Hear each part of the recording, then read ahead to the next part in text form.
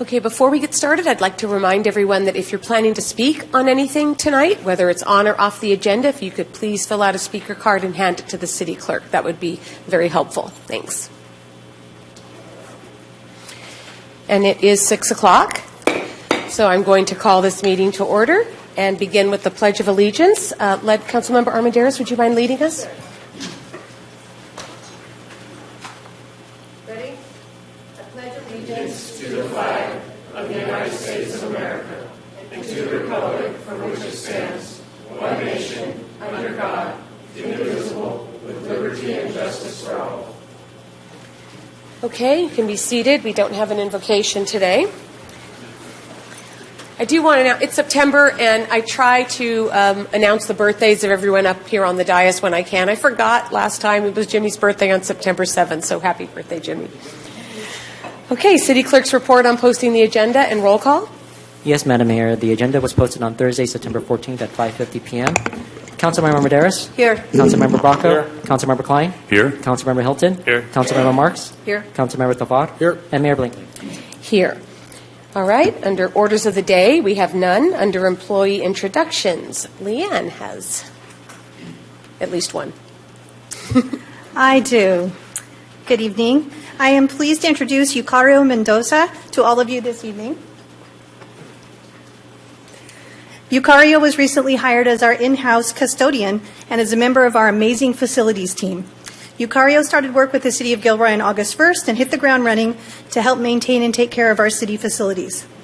His experience in the field of custodial services comes from working as part of a family-owned janitorial company where they clean restaurants and businesses both in Gilroy and Morgan Hill. He also worked for several years as a food server at Westside Grill, so he might have waited on you, where he provided outstanding customer service and trained new servers that were hired. Yucario places a high priority on safety, not only for himself, but for the residents, visitors, and employees who are using our city facilities. In addition to his work experience, Yucario was selected for this position due to his positive can-do attitude, his top-notch customer service skills, and his sincere desire to serve his community. In 2021, Yucario earned his Bachelor of Science degree in kinesiology from San Jose State University. Go Spartans. And a fun fact about Yucario. He's a Gilroy resident, and of all the employees in the city of Gilroy, I think Yucario has the shortest commute to work. Google Maps indicates that it's 0.2 of a mile, equating to a 4-minute walk or a 49-second bike ride to work. You can't beat that.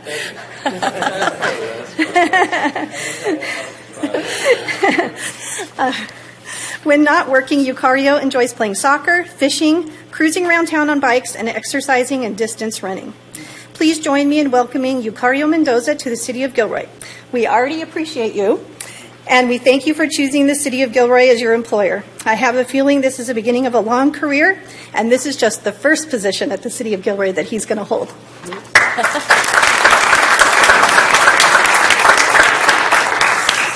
Good evening, everybody. First and foremost, I want to say thank you to Mayor Blinkley and all the council members and everyone involved in any shape, way, or form with the hiring process. I know it was a very competitive position to get, so I'm very blessed to be in this position today. In this short amount of time that I've been here, I have learned a lot. I'm excited to see what else I can learn, what other positions I can get into possibly, and any other projects that I can possibly tackle along with those that I work with. Currently working on a project over at the police department, and hopefully we will transition into the other buildings around town like City Hall and the fire stations. And yeah, I just wanted to keep it short and simple. Just thank you for the opportunity and see what else we can achieve in the future. Thank you. Thank you. And welcome. Definitely one of the friendliest people, I know. Thank you. Okay, we move on to ceremonial items. This is we have a proclamation proclaiming September 17th through the 23rd, 2023 as Constitution Week. And I understand that Regent Chris Hernandez and Carol Dreesen are in the audience. If you are, if you could please meet me at the platform. Meet me at the podium.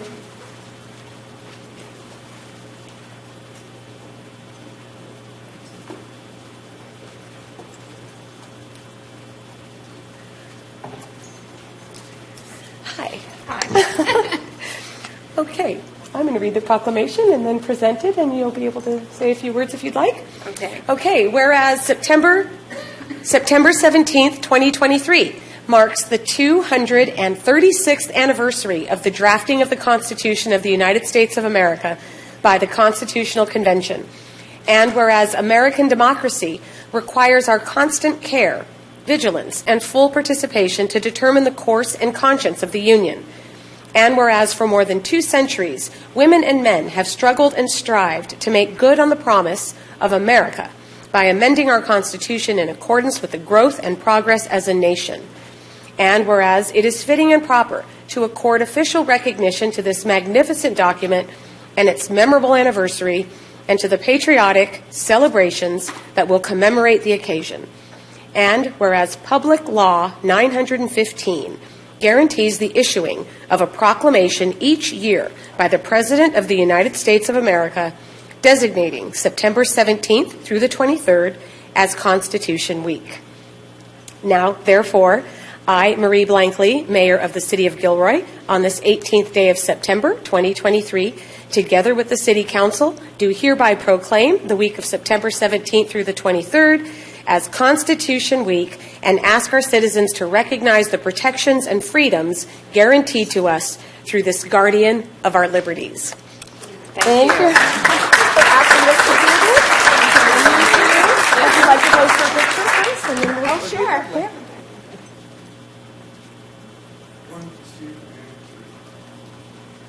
Will And you would send you- that to us?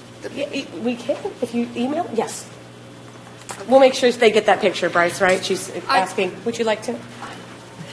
Oops. I'd just like to thank the City of Gilroy for always proclaiming Constitution Week, especially as we approach our 250th anniversary of becoming a country.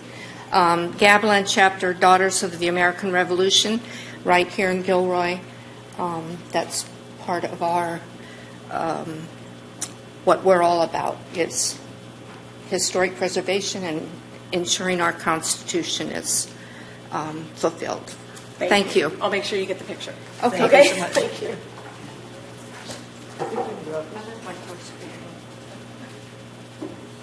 Okay.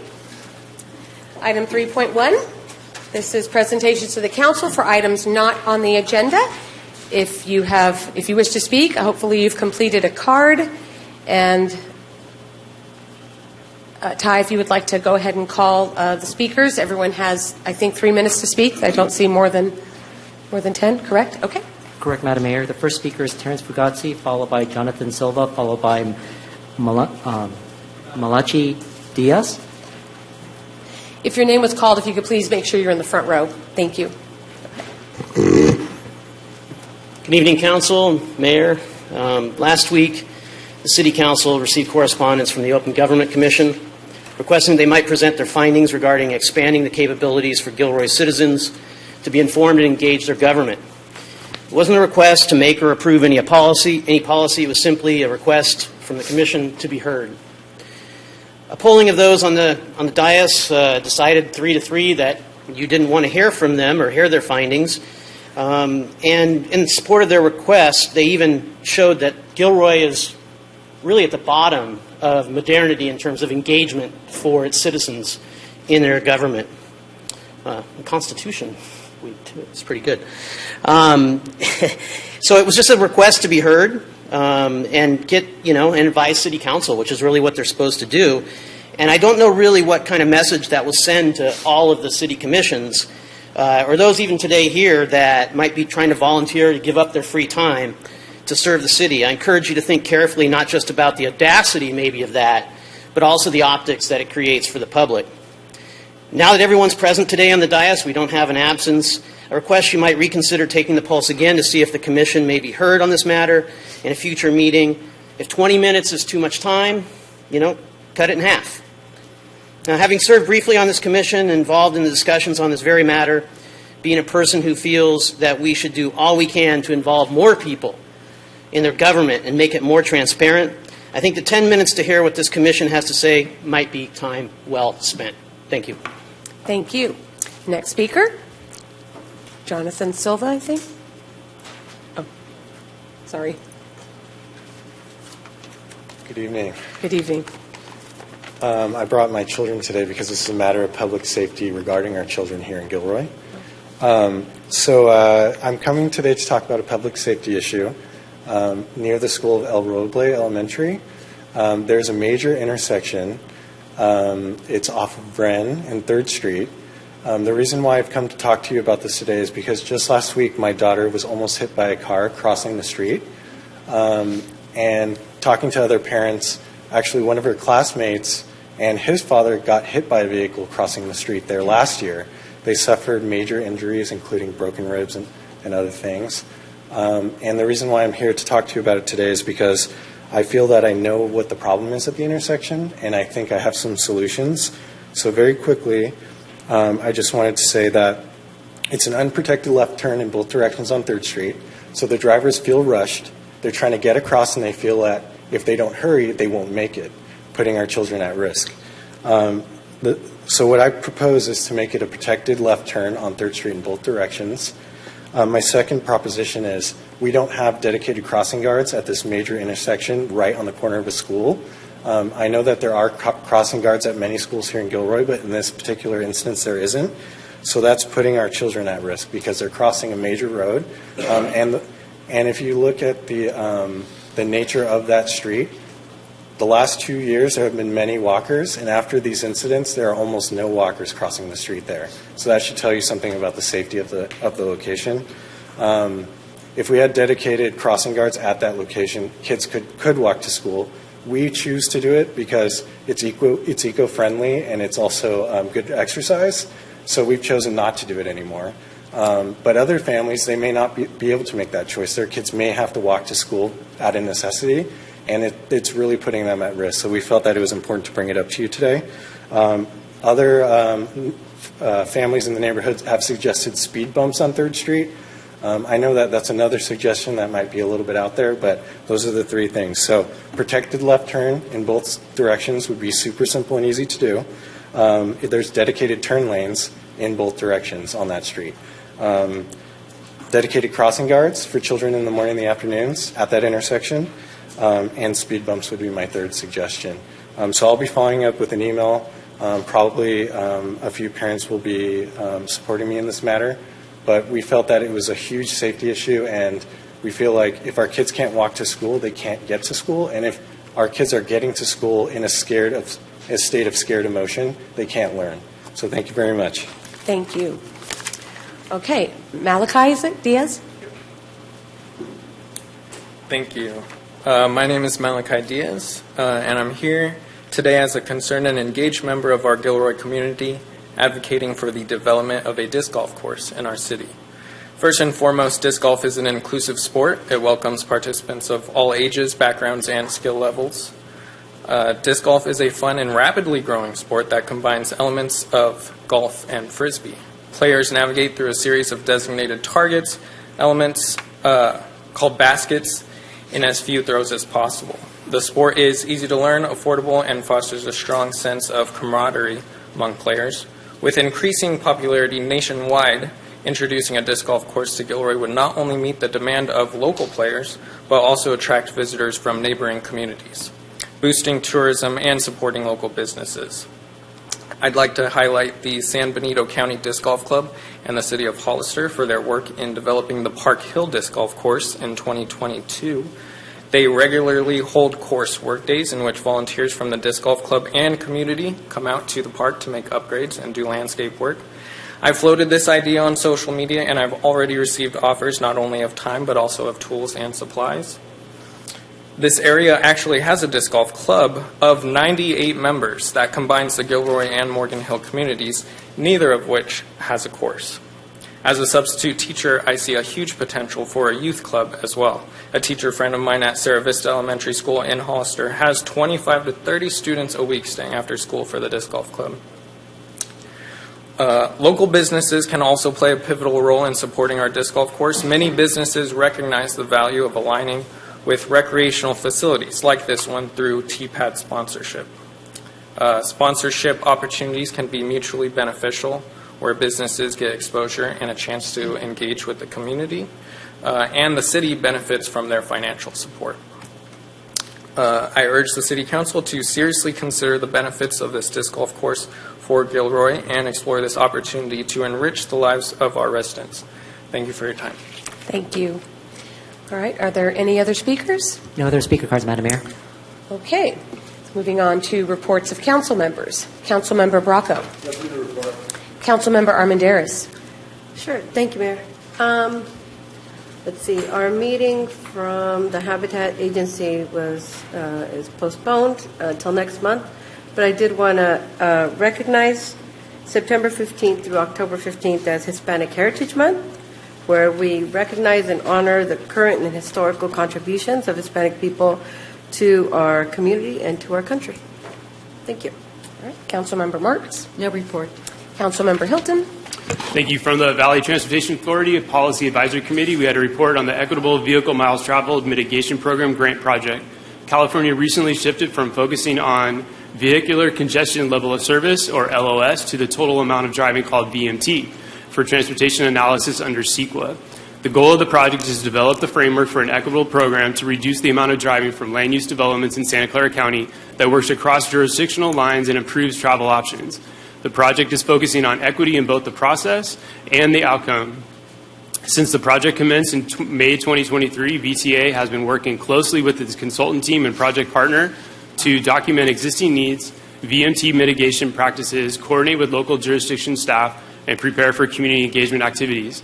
The program grant aligns with VTA's business line of delivering projects and programs by developing the framework for a program that facilitates the funding and implementation of VMT reducing strategies such as an active transportation improvements, transit signal priority efforts, and transportation demand management measures. Over the next several years, VTA will be taking a leadership role in helping provide resources and technical assistance to its member agencies on the implementation of SB 743, and member agencies have been coordinating with VTA and working on their implementation. From Silicon Valley Clean Energy, at the board of directors meeting, staff provided an update on the 2022 greenhouse gas emissions inventory. The board also approved the strategic focus areas to establish priorities for the year ahead and adopted the fiscal year 2023-2024 budget. Each year, SVCE measures energy and transportation emissions in its service territory to track progress towards the agency's board-adopted greenhouse gas reduction goals. For 2022, SVCE saw a 23% reduction compared to 2015 levels, and the inventory showed a return of transportation emissions near pre-pandemic levels. The board adopted the strategic focus areas for the organization, which informs the agency's strategic work plan for its staff as well as for its budget. The focus for 2023-2024 are expand clean and reliable grid actions, expand customer base and interaction, accelerate building and transportation electrification, implement innovative financing solutions, and attract and retain employees. The board approved the SVCE operating budget with the expectation of maintaining a discount to PG&E rates, offering an additional discount to income-qualified customers, and making positive contributions to the agency's financial reserves.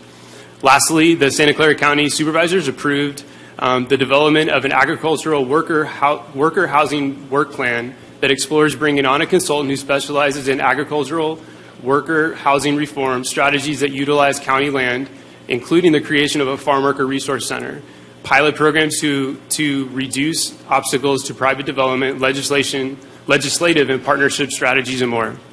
The administration will return in 90 days to implement direction from the board, which will advance the principles of racial equity, improve agricultural sustainability, and prioritize our dedicated farm workers. This will also enhance Gilroy's housing plan program, E7, which is the development and conservation of housing for farm workers, where we will protect the 56 farm worker housing units that we currently have and produce a minimum of 50 more units. Thank you. Councilmember Klein. No report. Councilmember Tovar. No report. Okay, for VTA Mobility Partnership, I just have one thing. I think everyone knows that the 10125 interchange has been funded, anticipated for construction to begin in 2024 and completed in 2027. That's phase one. Phase two is what includes the Santa Teresa extension. I had a meeting with Dr. Avila, who is the president of Gavilan College, and we're going to meet together end of this month with some of our state representatives to help to see if we can expedite the funding to start the environmental clearance process on that Phase 2 in hopes that we don't end up with too much time between Phase 1 and Phase 2 because Phase 1 is closing off all access to Gavilan College and South Santa Teresa Boulevard and will require everyone to lose Luchessa in the meantime. So what we're working on, wish us luck, going from there. Okay, under council correspondence, we have none. Under future council-initiated items, Mayor? I know we have some. Yes, Councilmember Tovar. Thank you. We recently received a letter from our local firefighters association, Local 2805, regarding an SOC report presented to council with some recommendations. And this includes staffing a fully staffed 4th fire station at the Glen Loma development. There were some concerns that were raised about achieving minimum staffing requirements that I would like to confer on. Therefore, I would like to make a request to add this discussion of this topic in a closed session at our next council meeting on October 2nd. Okay. So the request is to have a closed session on this item at our next council meeting. Okay. I believe it does need to be a closed session. Yeah, because we have an MOU with them, and this kind of has to do with what are their MOU standards. So, okay?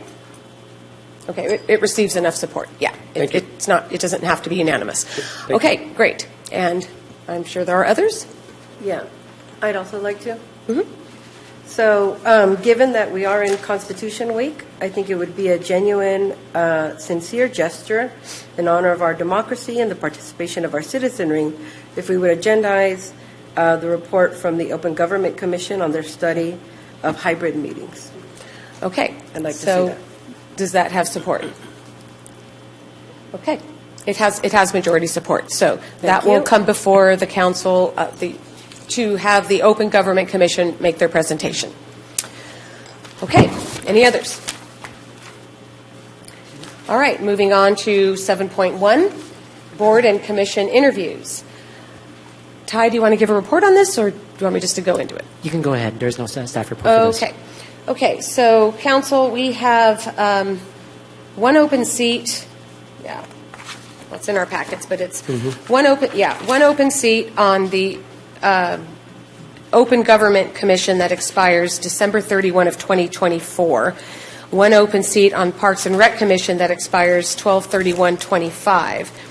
2 seats on the Personnel Commission expiring 12/31/26, and those are the commissions that we have applications for. So tonight we have received 10, total of 10 applications, 6 for the 1 year remaining, 1 year and possibly 1 meeting remaining of the Open Government Commission, 3 for the Parks and Rec Commission, and 1 for the Personnel Commission. Could I ask, please, the applicants who are present for any of these commissions to please come sit in the front row, the very front row? So I see, okay, 3. Yeah, you're fine. No, you're fine there. But that's just 3. Are any of the other 10, any of the other 7 here? Okay, so we have 3 people present. All right, then. You know what? Go ahead and sit. Yeah, 3 of you.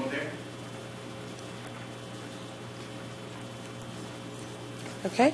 Maybe with just the 3 of you, I'll just go start on one side and then start on the other side and ask you to just introduce yourself, ask you to say what commission you are applying for, and what you think is most important for us to hear. We all have your application, so hopefully everybody has read those. So you can reiterate what you choose or accentuate what you wish, and then we'll see if the council has any questions. Okay. My name's Dale Davis, and I'm applying for the Parks and Recreation Commissioner job. I moved here from San Jose in December to relocate to be with my family. All my family lives down here, and I lived in San Jose basically in the same house for 50 years, and decided to make the change. And with that, I just retired from a 40-year career in private and public construction and development, and feel I have a lot to give. I got a lot left in the tank. I'm an early retiree, and I have a lot of knowledge in the inside out, the building of parks through the private sector work that I did developing, major home developments, and also worked for 4 years in the Campbell School District with parks and with construction there. Have a really good grasp of what it takes to budget things as far as those things go, and I just welcome the opportunity to give something back. Thank you. Thank you very much. All right, go ahead. Name is Akur Varadarajan, and I'm a Gilroy resident for the last 8 years, and I've been kind of looking at city council meetings and the vacancies in the Open Government Commission and other commissions. And I'm here for 2 of the commissions I believe applied, the Open Government Commission and the Personnel Commission. My background is basically in school finance. I was the chief financial officer for schools for over 20 years in California, overseeing budget operations as well as the facilities and any other ancillary operations to the school. So I have a pretty good grounding in those areas. And I believe that I, like him, I'm an early retiree, and I've been doing a lot of consulting work for schools and other agencies in California. I do have the time, and I believe that my experience can be valuable in bringing some insight into the commissions if I'm appointed. Thank you. Thank you. All right. Hi. My name's Anne-Marie McCauley, and I've been a resident of Gilroy since 2004. I'm a business owner, homeowner, and the mother of a 12-year-old daughter. I've attended all the city council meetings in person since January of 2023, except 2, which I viewed online. I've also viewed the Planning Commission meetings, the Open Government meetings, the downtown regular meetings, the LAFCO meeting, which was something else, and state assembly meetings regarding fentanyl crisis, mental health, and housing. I have committed myself to learn everything I can about Gilroy government and become an informed and active citizen. I have reviewed the Gilroy City Code 17A and will study it extensively this week. I have come to realize the importance of government transparency and can be a steward of these codes, even if not chosen for this position. However, I would like to extend my involvement to a commission position, which I would uphold with integrity and dedication. Thank you very much. Thank you, all 3. Okay, I'm going to start looking at our council and see if anybody on the council has a question that you might want to ask for all 3 to answer. Yes, Councilmember Tovar, and then we'll start with Anne Marie. We'll go the reverse way this time. Okay. Thank you. No, I don't necessarily have a question. I want to thank you all for offering to be part of these commissions. I do sort of had a question. I know, Mr. Akor, you applied for 2 different commissions. Yeah. I was just wondering if I'm not sure which is your top and which is your second choice, and if your top choice isn't, if you aren't selected, would you be open to the second? Absolutely. Yeah. Okay. I just want to make sure. Yeah. Okay. Thank you. Okay, that was the only question. Okay. Yeah. Okay. We have your contact information, too, so I know that I certainly would like to speak with all 3 of you, but that's what we will do between now and the next meeting when we'll do the appointing. You all did your applications were thorough and everything you just said, so it's about having the time to commit. It's about having the integrity to want to do it, and it's about being dedicated. That's what we need, and so thank you all for applying. With only 3 of you, if there are other comments you'd like to make, we have the time. Would you like to say something else? I have the time. Yeah. No, I that's what I love, right. And so does Akur, too, right? And I don't know how you work and do all those things you said and still attend all those meetings that you said you attend, but more power to you. Well, okay. I actually watch the meetings while I design kitchens. It's awesome. Cool. Yeah. Great. So I really, and then I take notes, and I ask a bunch of different people that live here what it means. Yeah. So it's really complicated what you guys do, and I'm humbled by it for sure. So I'm working on a 4-year bachelor's degree in education of the city of Gilroy. So I'm committing the next 4 years to intensely paying attention and learning about all the things that are going on. And then we'll see what happens. Okay. All right. Thank you all for being here. Very, very, very much appreciated. Thank you for listening. Okay. All right. Can we ask Ty? I'm sorry? Can we ask Ty a question just about the applicants? Did any others reply or confirm that they would be here tonight and then didn't show? Or On any Thursday feedback? evening, I sent emails out to all the applicants, and I did send them an email invitation to come attend. One did say pending. I do not recall which one it was, but that's to the extent that I did do my diligence in regarding to contact all the other applicants. On Thursday evening? Okay. And of course, whenever they submit an application, and I make sure that they are verified as a registered voter within the city of Gilroy, I send them an email responding back that I received their application and when the interviews are being conducted initially. So they had notice? Yes. Okay. So they know Thank the you, date in Ty. advance, yeah. And I also confirmed with Ty that all of these applications were received on time. Nobody was late with these applications here. So, okay. That brings us to council training. Yay. Please. Go ahead, Andy. We'll try to look more excited, I know.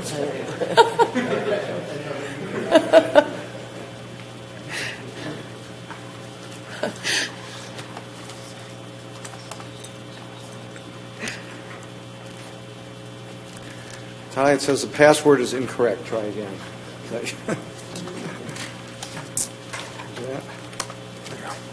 Thanks.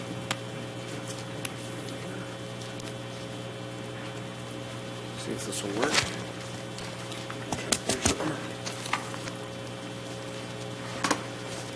Okay, is this working? Mic working? Yes, Mike is working. No, this is. Yes. Yeah. Right. Got it. Thank you. Okay. Well, good evening, Council. This is our third training of the year. There are two separate topics: housing laws and public contracting. What they have in common is they're both highly technical and geeky, and therefore a little hard to grasp at some occasions. What I'm going to try to do is give you an overview of both areas here, because they come up and they come to your attention. And my goal is not to teach you all the minutia, because there is a lot of minutia. A lot of it's hard to remember. But just enough so that when issues come up, you'll recognize, or when staff says, look, we have this problem of X or Y, it's something you will have heard about and at least hopefully have a minimal understanding of, because it's hard to go much beyond that without spending an awful lot of time, and I'm trying not to do that. Okay, you turn that off? Good. Okay, so the two topics I said are advances in housing. The housing is more topical in the sense that, as you know, there have been lots of new housing laws recently.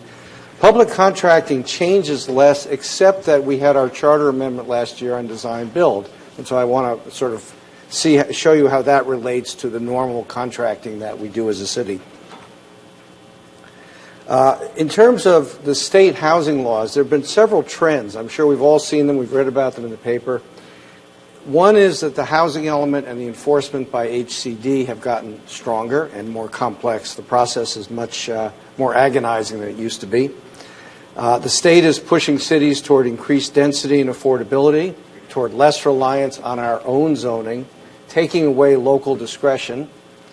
That's one whole category of things. Another is expedited processing, including the use of checklists, having authorized by cities to have fewer meetings for a project, less CEQA, particularly for affordable projects, and then also reduced parking. So the housing element laws start there. We've just gone through our housing element is certified. We've been through that as a city. As you know, each city must include a housing element. When this law first came into effect 50 years ago or so, housing elements were like 5 or 10 pages long. I had a case once about a city where the housing element was a page and a half long, actually. Now the Gilroy housing element is more like 350 pages. It cost a lot of money and is a very complex document. It's reviewed for substantial compliance with state law by HCD, the State Department of Housing and Community Development. And as you know, every 8 years, cities have to update it. There's a process where HCD gives overall allocations, ABAG, our local regional government organization, decides on our RHNA numbers, the RHNA numbers, and then each local government has to put that into their housing element, not to build the housing, but to show the state that there is sufficient land available, zoned for suitable densities and free of constraints, so that if developers come along and are willing to build the housing, it can be built to meet the RHNA numbers.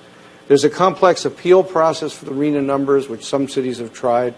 In the most recent cycle, I think all local cities were unsuccessful pretty much in doing that.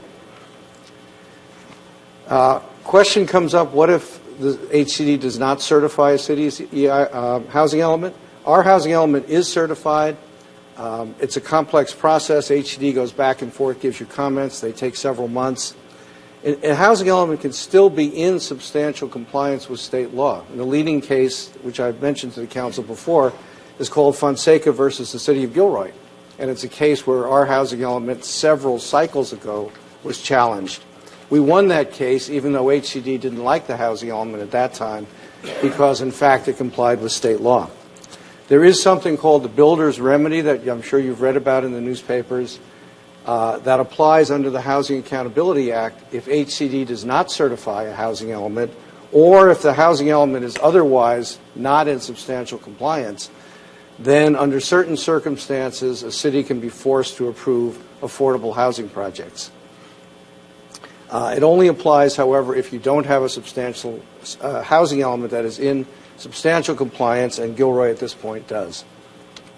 I'm going to go through some other laws now that have been passed in the last sort of 50 years that streamline the process. The Permit Streamlining Act is a matter that rarely comes to the council because it involves permits, entitlements, not zonings or general plans, and it puts strict limits on timing for agencies to decide whether an application is complete, to decide and actually to approve it. And if it's not approved within those deadlines, in theory, an application can be deemed approved by a court. This very rarely happens, but it is a constraint on the staff. More interesting, and something that does come to the council, is the density bonus law. This is a law that essentially requires cities to give incentives to developers to develop affordable housing. If you read the statute, Government Code 65915, it goes on for page after page after page. And it has tables that essentially say if the developer provides a certain percentage of housing at a certain affordability level, then they get a certain percentage of a density bonus. In other words, if they were going to build 100 units, they might be able to build 120 instead. There's a sliding scale, and it's quite complex. In addition, developers can ask for things called concessions or incentives or waivers of physical requirements. In other words, they can say, my affordable project doesn't quite fit into your standard city, but I want to change things. For example, I want more height, I want less open space, I want reduced setbacks, reduced parking, etc. There's a whole variety of these kind of things that developers can ask for, and under the density bonus law, cities pretty much have to grant them if they're reasonable requests. There have been occasions where cities have said, well, developer, you don't really need this additional height. There was a case in Berkeley where the developer wanted to have 12-foot ceilings. And opponents of the project said, well, wait a minute, why do you need 12-foot ceilings? If you only had normal ceilings, you wouldn't need a height waiver. And the court said, you can't do that. You have to accept the project as it's designed with the amenities it's designed into, that are designed into it. And the city can't redesign the project to say that the developer doesn't need these additions. Finally, the density bonus law gets tinkered with every year, or not every year, but every few years. It got tinkered with last year and a couple of years ago. There are now some, under certain circumstances, where a developer can get an unlimited density bonus. In other words, the normal limit had been 35% for many years. That's now got done away with in certain circumstances. It doesn't always happen anyway, however, as we've seen when projects have come to the city here, that often developers don't want a density bonus or they want a smaller one because it just doesn't work in the project. But nonetheless, this is a law that the cities have to follow, and it's designed to incentivize affordable housing and has done an effective job, I think, statewide over the years in doing that. The Housing Accountability Act is kind of the the biggest hammer of most of these laws. It essentially says the city has to have objective standards. And of course, we have recently passed objective zoning and building standards. We did that mainly because the Housing Accountability Act says that's all you can apply. Somebody comes in with a project, you can't say it's too big or it isn't Gilroy or we don't like the shape and scale of things unless we have objective rationales that support those statements. They have to be objective. Interestingly, as you know, for most decisions that a city makes, the city gets deference if they're challenged in court. So most city kinds of decisions, if there's substantial evidence that supports the position the city took, even if there's more evidence on the other side, and somebody could say, well, you have a very weak position, but if there's just some substantial evidence and it's reasonable, that will be upheld by courts. That's been the general rule for years. With the Housing Accountability Act and now with other housing laws, that rule's been reversed. So the rule now is if there's enough evidence in the record that a reasonable person could think that the development is consistent with your standards, then it is consistent. So this has led to the anomalous situation where a lawyer for a developer will stand up in court and say, Your Honor, I'm a reasonable person. I think it's consistent, and that's all you need. It's a complete reversal of the standard of proof, but it shows how the state law is pushing against the cities. Accessory dwelling units are another aspect of law, as you know. A couple of years ago, in fact, the state kind of high-handedly established a new ADU law in September and then said to us and other cities, you have to have an ordinance in effect in early January or it's going to be invalid, giving the city very little time to adapt and develop its own ordinance. ADUs, as we know, are independent living facilities. Junior ADUs are actually inside a structure. The cities can have their own ordinance. We have one in Gilroy where we've imposed certain standards. They have to be approved ministerially. And ADUs have, in fact, according to studies, been very effective in providing affordable housing. You see many ADUs being built, particularly with new developments, and they are essentially affordable by design because they're smaller units. Okay, the state didn't stop with ADUs, the Housing Accountability Act. In 2019, SB 330 was passed, the Housing Crisis Act. This one is mainly aimed at process. For example, you'll see it has a 5 hearings rule. So there are cities, not Gilroy fortunately, where a developer will go to the Planning Commission, have the project approved, then go to council. The council will make a few tweaks, send it back to the Planning Commission, goes back to council and yo-yos 3 or 4 times. That results in many, many months of delay. It can be years of delay. That's now pretty much done away with by the 5 hearing rule, which says that a city can have no more than 5 hearings at all levels, I mean, when you aggregate them at all levels on a project. It also creates a checklist and basically forces the staff to find an application complete if it has the required elements, even if the staff really doesn't like it. And again, it was designed for a situation where in some cities, staff would hem and haw and not find applications to be complete for a year or more because they basically didn't like the application. That's now more or less done away with. This law has just been extended through 2030. Okay, SB 9, I'm going to talk about, I have several slides. I'll just talk about it briefly because it doesn't seem to be going very far in the state, and particularly not in Gilroy. SB 9 is the law that I'm sure you've all read about that sometimes is called the end of single-family zoning. And that indeed is the legislative purpose. That's Scott Wiener of San Francisco pushed this really hard, and he doesn't like single-family zoning. And the idea is to basically get rid of it. There are 2 components to SB 9. One is that on a single-family lot, the city must approve 2 houses, assuming certain physical things can be met. And it's a ministerial approval, so it's not something that can go to the council. It's not something that is covered by CEQA. The houses have to comply with certain objective standards, but within that scope, a city pretty much has to approve 2 houses in a single-family residential zone. The second aspect is an urban lot split, which is similar, which says within certain, again, parameters, a city must approve a lot split into 2 lots of a single-family lot. The lots have to be roughly the same size. They don't have to be very big. Each lot has to be at least 1,200 square feet, which is a pretty darn small lot. And they must comply with objective standards. And there's some other requirements that you see here. But nonetheless, again, the idea is to encourage people to split lots. We haven't seen this in Gilroy particularly, but in theory, this is going to be happening around the state. This is a technical slide on how many units you can get under SB 9. It's very complicated and a little unclear, but the general idea is that in a single-family zone, a person, if they play their cards right and use the proper applications, should be able to build 4 houses, or a combination of houses and ADUs. Finally, parking. This has been a big concern of neighborhoods. Well, with all these units, what about cars? Everybody in California drives. Cities can require no more than 1 off-street parking space per unit. And there's this requirement, we've talked about this in some other projects, I think, that no off-street parking can be required if the lot is located within a half mile of what's called a high-quality transit corridor, and these are defined terms having to do with bus headways and things like that, a major transit stop, or within 1 block of a car share vehicle. The last term is not defined. It probably means a painted, designated car share parking space. I've never really understood the concept here. The idea is, of course, the idea is to require less parking if there's public transit available. That's the general concept. But car share vehicles come and go. Who knows what will be there a few years from now. And the same can happen, in fact, if VTA changes the bus routes.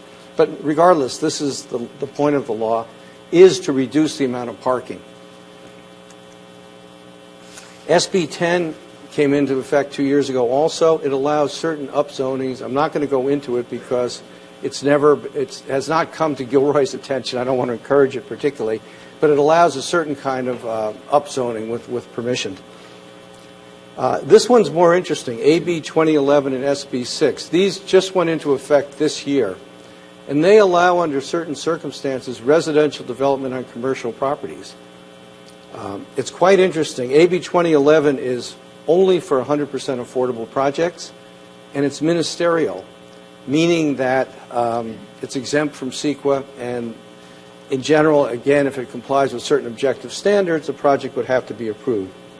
SB 6 is a little broader. It's not ministerial, but it also allows residential projects, which don't have to be affordable, to be built in commercially zoned property.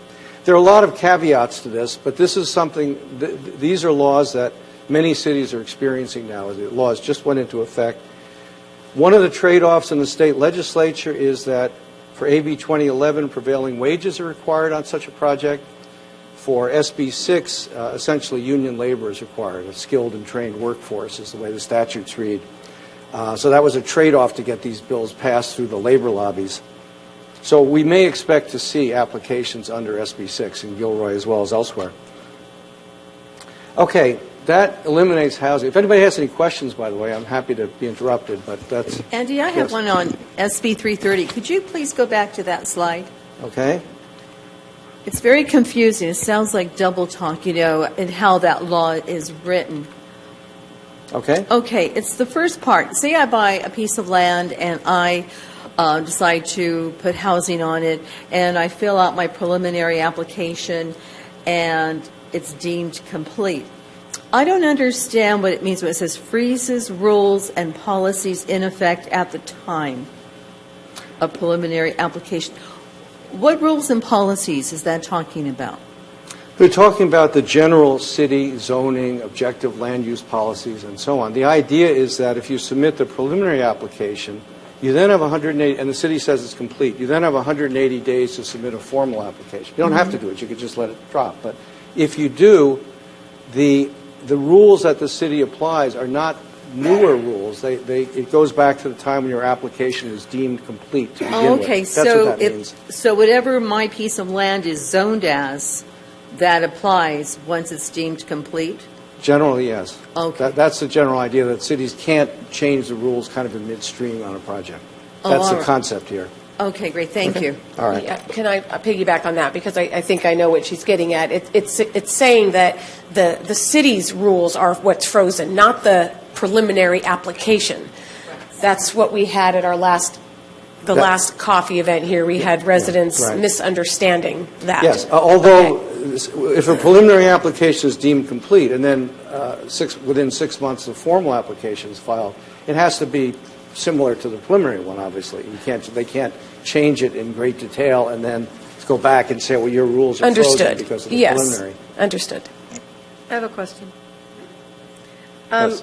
Regarding the builder's remedy, Andy, I understand that there's 2 projects that were able to apply under this law when our housing element had not yet been approved. Can you tell me how?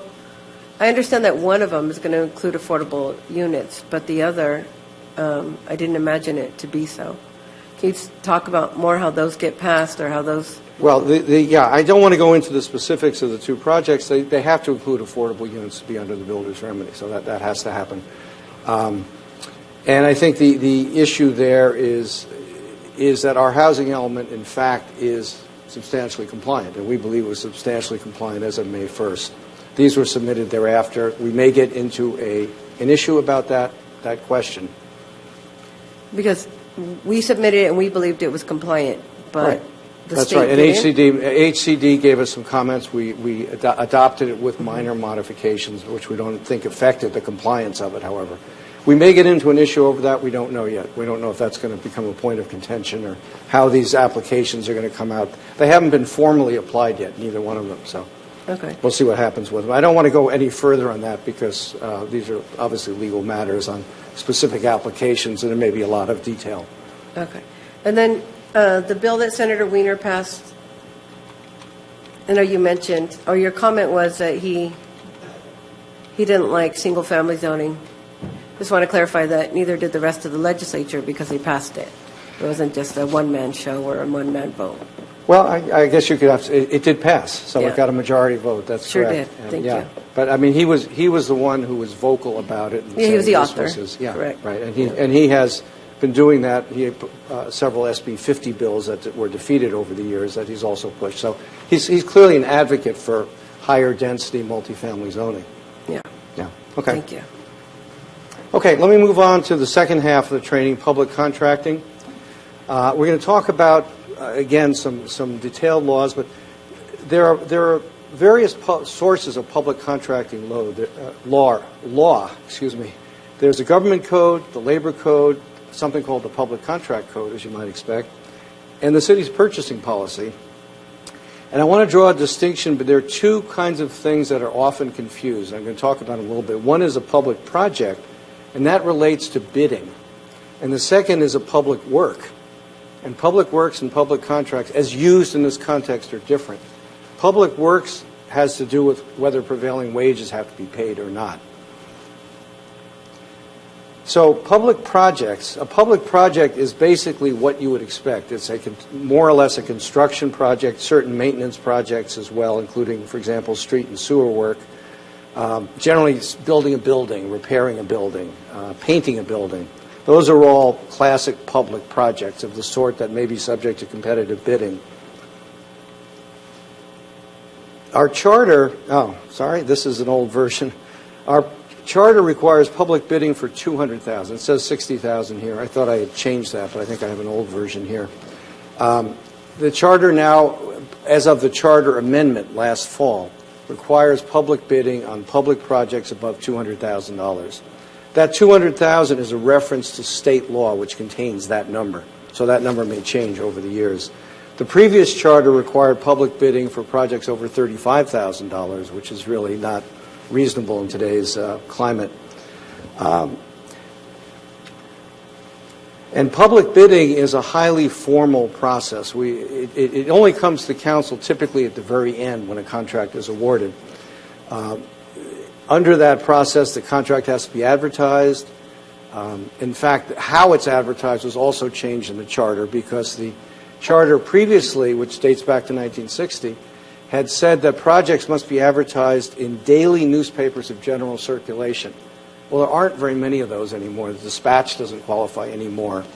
It's a newspaper of general circulation, but not a daily. So advertising in the Dispatch or the Mercury is still encouraged, but also various kinds of electronic advertising that have come to the fore are now allowed. Once the contract is advertised, the city accepts bids on a certain deadline. Late bids are not accepted. The award must be to the lowest responsive responsible bidder. Responsive means that they filled out the form properly, they've covered everything, they've listed their subcontractors, whatever requirements they've agreed to, they haven't taken exception to the contract, things like that. Responsible bidder means that they meet the requirements of the contract in terms of whatever the responsible requirements are, like their experience and prior contracts, things of that nature. And there has to be a protest procedure, because every so often the second bidder will say, wait a minute, the first guy's bid is wrong. Or the lowest bidder will say, wait, I need to correct an error. It's only a clerical error. I should be allowed to correct it. And the second lowest bidder may say, we disagree. It's a substantive error. You shouldn't be allowed to correct it. So we've been involved occasionally in cases like that in Gilroy. And it's, as I say, it's a technical area, which is actually spelled out in considerable detail in our purchasing policy. So the purpose of the charter amendment last fall was to allow the city to also, in addition to public bidding, use a process called design build contracting, which is a system of contracting that basically did not exist when the charter was originally written. It applies to public works projects over $1 million, and it has a two-step procurement process. The request for qualifications is issued, and so design-build entities are pre-qualified. And the idea is that the design-build entity will both design and build the project to some degree at the same time. Obviously, you have to have plans when you build things, but they will develop the plans and do the construction. And under certain circumstances, if the project is well managed and well designed, this can save money and time. The award of the city's award then is based either on the lowest bid or best value, which doesn't necessarily have to be the lowest bid. It can take into effect various other aspects of the proposals and lifetime costs and so on. To do this kind of contracting, again, requires a skilled and trained workforce under state law. That's another one of these compromises that the state has forced on us. And as I said, our charter amendment last fall allows that. The City Council has to make a finding that it will result in a faster contract completion or save money. And if we do that, then we can go ahead and use that for major projects. Okay, I said I was going to talk about public projects and public works. So public projects were what we were just talking about, construction projects. Public works is a broader concept, and it applies to the requirement to pay prevailing wages. It's generally defined, as I say here, as construction, alteration, demolition, installation under repair work done under contract and paid for in whole or in part out of public funds. The definition is broader, and there are some oddball things. For example, laying of carpet in buildings is specifically public works. There's no obvious reason why laying of carpet has been singled out, but it's in the statute. And other kinds of things also. For example, there is a public works requirement for work done for reclamation districts and certain kinds of sewer districts. A case came out recently saying that the people on a recycling line, in other words, a conveyor belt's going along and there are people who stand near it and pick off recyclables and put them in containers, that's prevailing wage, even if it's done by it's not done by a city. So that's kind of one of these oddball things. It's a much broader concept. And so there are construction jobs in which public bidding is not required, but payment of prevailing wage is required. The projects must be done under contract. They don't have to be done by the city. The contract can be by a private entity, but if the city contributes money to it, that can turn it into a public work subject to prevailing wage. And there are various ways this can happen. For example, the last bullet point here, I mean, obviously the first bullet point is the city actually pays money. But the last one is fees, costs, rents, insurance premiums, et cetera, are waived or reduced. This is an issue with development impact fees that the city charges. For example, when we have had occasion, those of you who have been on the council for a while will remember this, to reduce fees downtown. We didn't reduce fees or waive them. We established new fees. In other words, we took here's the old fee, we said we now have a new fee, because we didn't want an allegation to be made that that was a fee reduction that would benefit, or a fee waiver that would benefit certain projects being built, because those projects could arguably then be turned into prevailing wage projects. So the city, we always have to be careful if there's any city subsidy that it's clearly defined and it's limited, or an entire project becomes a prevailing wage project that would otherwise be a private project. Another example, the first bullet point here, if an agency requires a private developer to perform construction work, which would be public work, that can turn an entire large project into a prevailing wage project, into a public work. An example of that was something that came up a few years ago involving stores just south of 152, south of the outlets, where they had to build a street extension, but they also had a shopping center. The city was paying for the street extension because it was in our capital improvement program. So we had to be careful, however, that there was a contract for the street extension that was with the developer, because they were doing it kind of a little more efficiently at the same time they built the shopping center. But it had to be a separate contract from the contract for the rest of the shopping center, and the amount of city money was only the amount of money necessary to pay for the street. So the street, in essence, was a public work, but the rest of the center was not a public work because of the way it was divided up. One final aspect of this, just for your information, because we're a charter city, there are cases that say that certain kinds of public works that we do are really local. They're not of statewide importance. If they're not of statewide importance, they're not subject to state prevailing wage laws, as of the kind I've been talking about. So, for example, if the city builds a swimming pool for local residents, for example, or does sidewalk repair not along an interstate highway or not along a state route, those would be characterized as local municipal projects that, according to this case that came out, were not subject to prevailing wage. However, when that case came out, the state turned around and said, well, that's fine, you don't have to pay prevailing wage, but if you don't, you're not going to get any state funding for a whole variety of projects that you want. And that's what SB 7 is. SB 7 said, cities, if you want to, charter cities, if you want to take the position that some of your projects are purely local and therefore not subject to prevailing wage, you're not going to get state funding. So Gilroy, along with most other cities in the state, passed what we call an SB 7 ordinance, which means that all of our public works are subject to prevailing wage, even if they are very local and not statewide. There are exceptions, which I have here mentioned, which is $25,000 project, a project less than $25,000 for construction, or less than $15,000 for sidewalk or maintenance repair, are not prevailing wage. We got into this issue actually with the sidewalk repair program that the city has had for years, where it would pay homeowners a portion of the repair costs to fix their sidewalks. And the question was, did those become prevailing wage projects or not? Okay, a few more topics briefly. Cities purchasing property, I mentioned earlier, it's a manual. It was just been revised. It's very clear and well written and well done. It covers all of this kind of law that I've been talking about. It has very detailed procedures for how public bidding is done, for example. It includes a code of conduct and ethics for city employees. And it spells out very clearly what the city's requirements are for both procurement of goods and services and also public contracting. An example to give you, I'm almost done here, but I want to give an example of the kind of disputes you can run into that are subject to these contracts, and that's our own police building. And the police building, the original bids were way over, several $1 million over the engineer's estimates of what it should cost.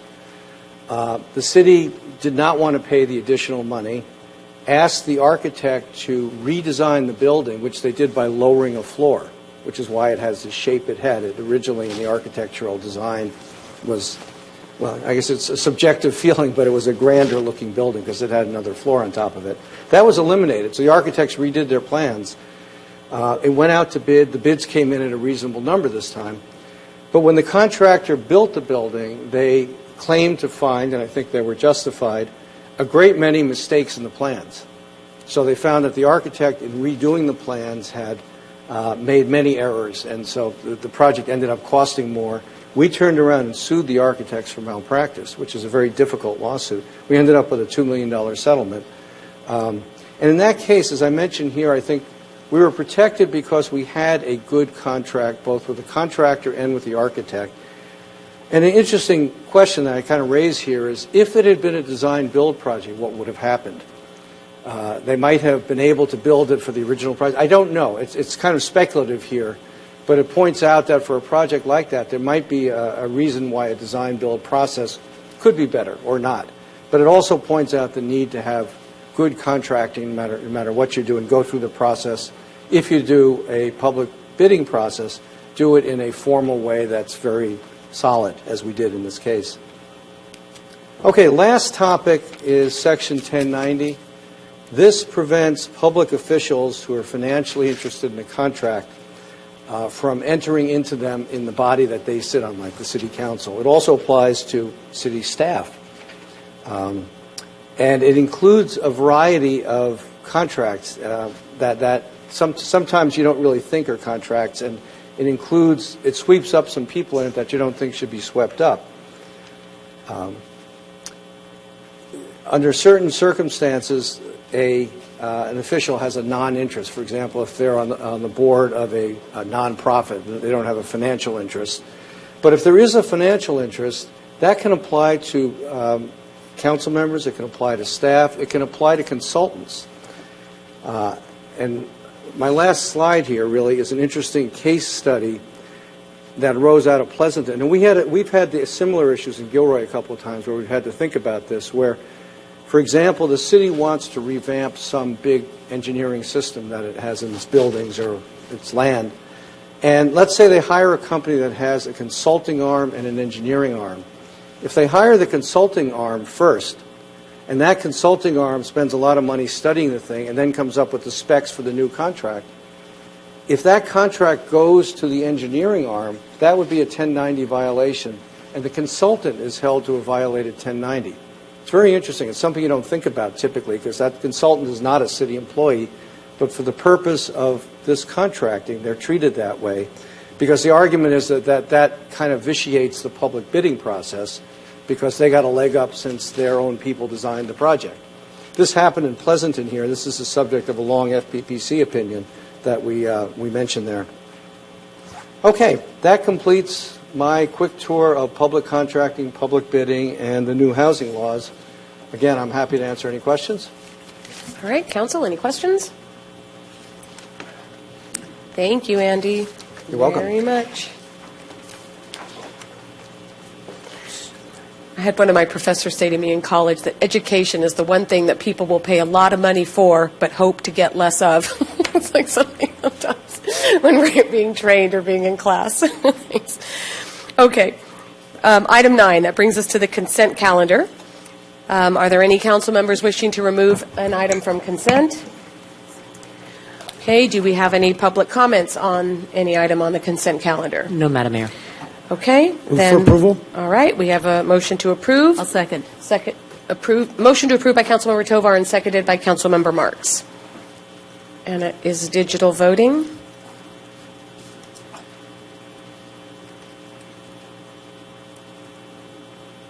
Okay, and that passes unanimously.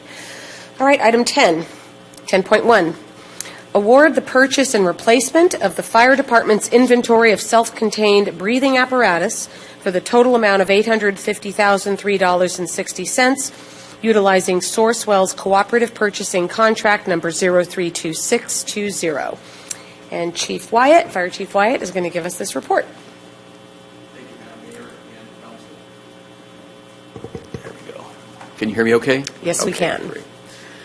All right. So, and if I could just add a second part to that, in addition to awarding the purchase and replacement of the fire department's self-contained breathing apparatus, also to authorize the city administrator to execute the purchase contract documents. I'll just give you a quick executive summary. In fiscal year 24, the budget was approved by council on June 5th, 2023, that includes the replacement of the fire department's inventory of self-contained breathing apparatus, SCBAs. The fire department is in critical need of replacing the department's 15-year-old SCBAs. This mission-critical personal protective equipment is vital to protecting firefighters and citizens during structure fires and other emergency responses requiring SCBAs. Approval of this purchase with Ellen Curtis via Sourcewell Cooperative Purchasing Contract number 032620 in the amount of $850,000 will allow the department to equip its firefighters with safer PPE that utilizes advanced technology that increases the firefighter safety during fire-related emergencies. The cooperative purchasing is an authorized, thank you.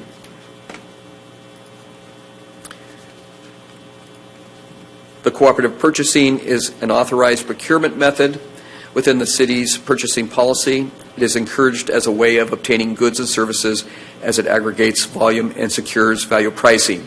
The city is an active member of Sourcewell Cooperative.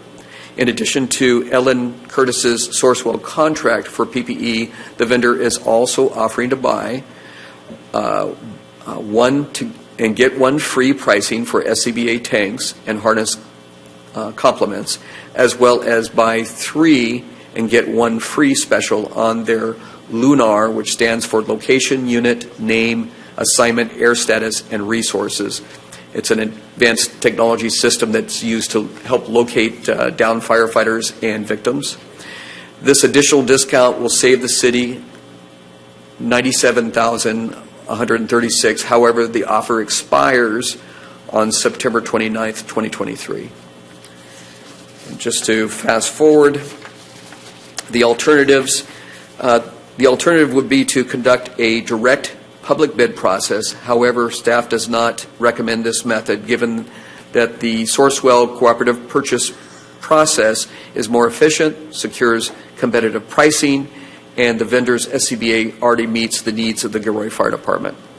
If council does not approve this purchase through the Sourcewell contract with Ellen Curtis, the department will be required to conduct a lengthy direct bid, thus not being able to take advantage of the additional discount, approximately $97,000, offered by Ellen Curtis. Fiscal impact and funding source. The expenditure of this procurement is included in the adopted fiscal year 24 budget within the fire department, our fire operation division in the general fund 13510. A total of $880,000 is appropriated for this procurement, and the equipment cost is approximately $850,000, resulting in a budgetary savings of approximately $30,000. If approved, staff will create a purchase order for $850,000 to place the order, and funds will be paid out at that time, or will be paid out at the time of delivery. Next steps: upon council approval, a purchase order will be prepared and finalize the purchase before September 29th, 2023, to take advantage of the vendor's additional discount. Fire staff will receive the equipment within 120 days of placing the order, and the vendor will provide training on the equipment. Once training is complete, the current SCBAs will be removed from all fire apparatus, and the new SCBAs will be placed into service. And I'll take any questions you might have. Thank you, Chief. All right, council members, I'll go to you first. I don't see anybody on my board. Oops. Okay, Councilmember Tovar. Sorry. Thank you. Thank you, Chief. Thank you for this report, and I will be supporting this. But I have a question, because it leads to a question I'm going to have for city staff. I saw or read somewhere that a lot of fire departments are changing. I know this is for breathing apparatuses, but a lot of fire departments are changing the fire gear, because a lot of it has cancer-causing chemicals. Have you heard anything about that, or is that even a concern? Yes, we've heard about it. We've seen a class action suit actually being forwarded. Unfortunately, we have no alternatives that we can turn to, but I know that the industry, particularly the fire departments in particular, but the industry in general, is looking at that very thing to see what sort of alternatives could be provided. Yeah. Okay, thank you. And my question, this is for staff, so I don't know who, Jimmy, or I'm not sure who I'm going to ask this question to. But, and again, I know that this has already been budgeted, obviously, and, again, I support it.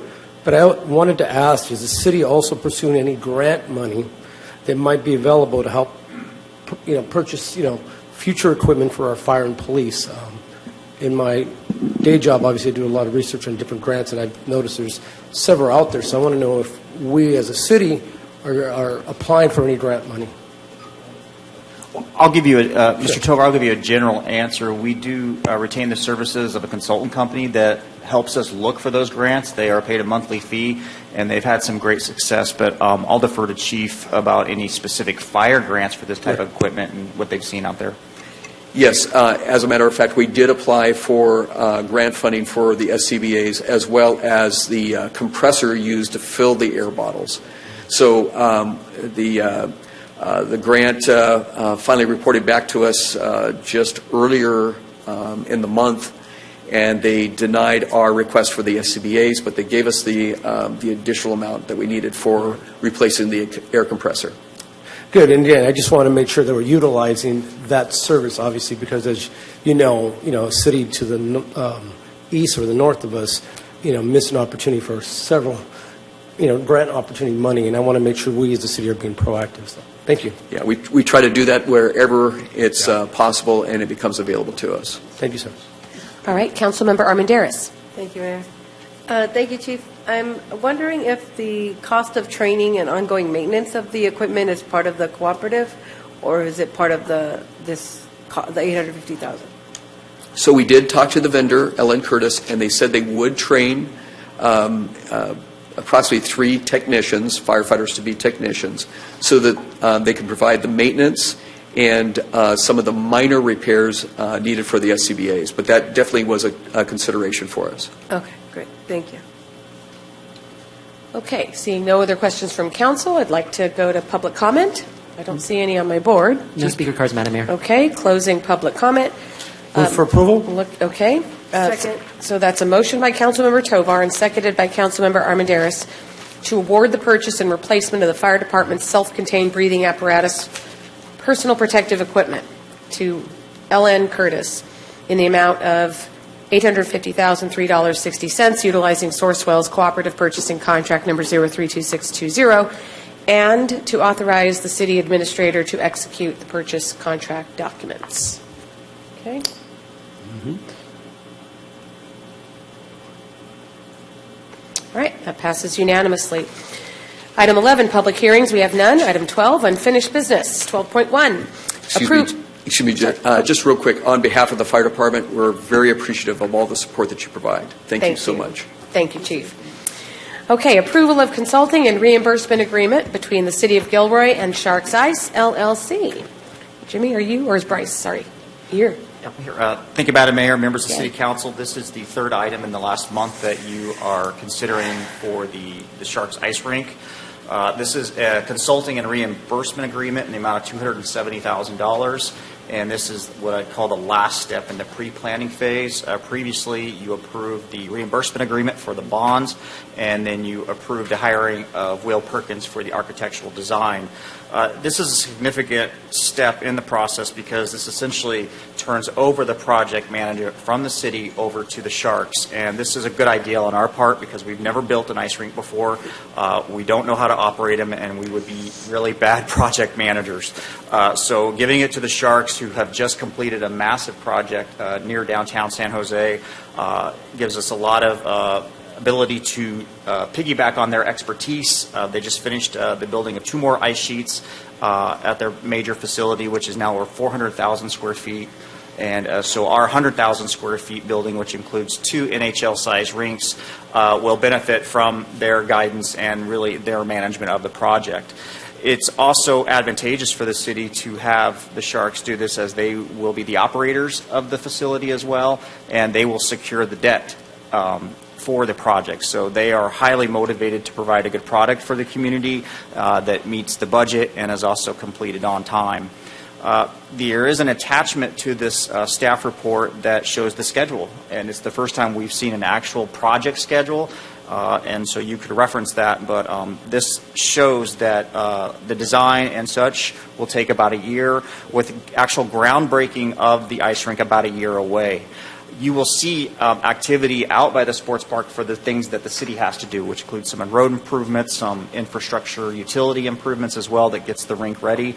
We're also engaging PG&E very early on to make sure we don't have a finished building that needs a connection.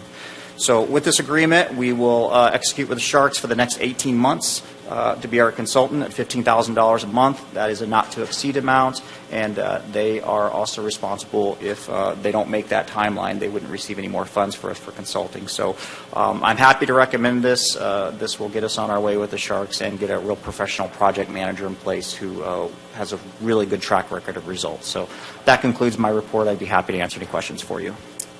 Thank you very much. Yeah, the schedule is on page 23 of the 26-page report. Yeah, it's pretty nice to have. Okay, anyone on the council with questions before I go to the public? Yes, Councilmember Klein. Real quick, we have a project manager too, right? And they'll work with the Sharks, but mainly on our infrastructure work that we have to put in place for the project? Or? Yes, Mr. Klein. We have Mr. Carl Bjarke, who's the interim public works director. We actually brought him on board to be the project manager. We had a vacancy, so he's filling in. So our intent is once we get the public works director job filled, he'll go back to his role as the city's basic civil engineer, which is what he is. He can do the utility work, the infrastructure, doesn't have experience building an ice rink per se, but can help the city keep an eye on our own cost. It's nice to see the schedule with the design and then the bidding out and the project being done. So I mean, it's aggressive, but it's, I think in the whole point of design build, that gives you that flexibility. So that's cool. I agree. Question? Okay. Yes. Yes, Councilmember Armendariz. Is this public works or public project? So is it subject to prevailing wage? It's subject to everything. Great. Glad to hear. This might be the second most expensive project in the city's history. I think maybe the police station went a little bit higher, but they're all prevailing wage, prevailing project. Built by skilled professional workers. Absolutely. Gotcha. Yep. As was just evidence in our training that, we just said for design build. Okay. I don't see any, but do we have any public comments? No speaker cards, Madam Mayor. Okay. Closing Mayor? public comment. Yes. I'd like to make or move for a motion for approval. There's two parts, right? Yeah. First one is to approve the agreement with the Sharks for $270,000 for consulting services. And then part two is to authorize the city administrator to execute the contract with minor modifications if needed. Right. Those can be one motion, right? Yeah. Okay, one motion. Okay. Okay, so that motion was made by Councilmember Tovar and seconded by Councilmember Armendariz. You guys are on a roll. All right. Voting. I messed up my screen, Mayor, but I vote yes. Okay. As long as the city clerk gets that. Yes, I did. Thank you. Okay, so yay, unanimous. All right. Introduction of new business. This is 13.1. Okay. Report on measures taken to improve the condition of Los Animas Park, including safety and crime prevention. And the staff report is going to come from Bryce Atkins. Excuse me, Mayor and Council. As mentioned, the city owns and operates Los Animas Veterans Park. It's a 31-acre park off Mantelli. Staff did close the Wayland Lane and Hannah Street community interest parking lots back on March 16th of 2023. After a series of complaints from residents, including public comments to council, beginning back in August of 2022.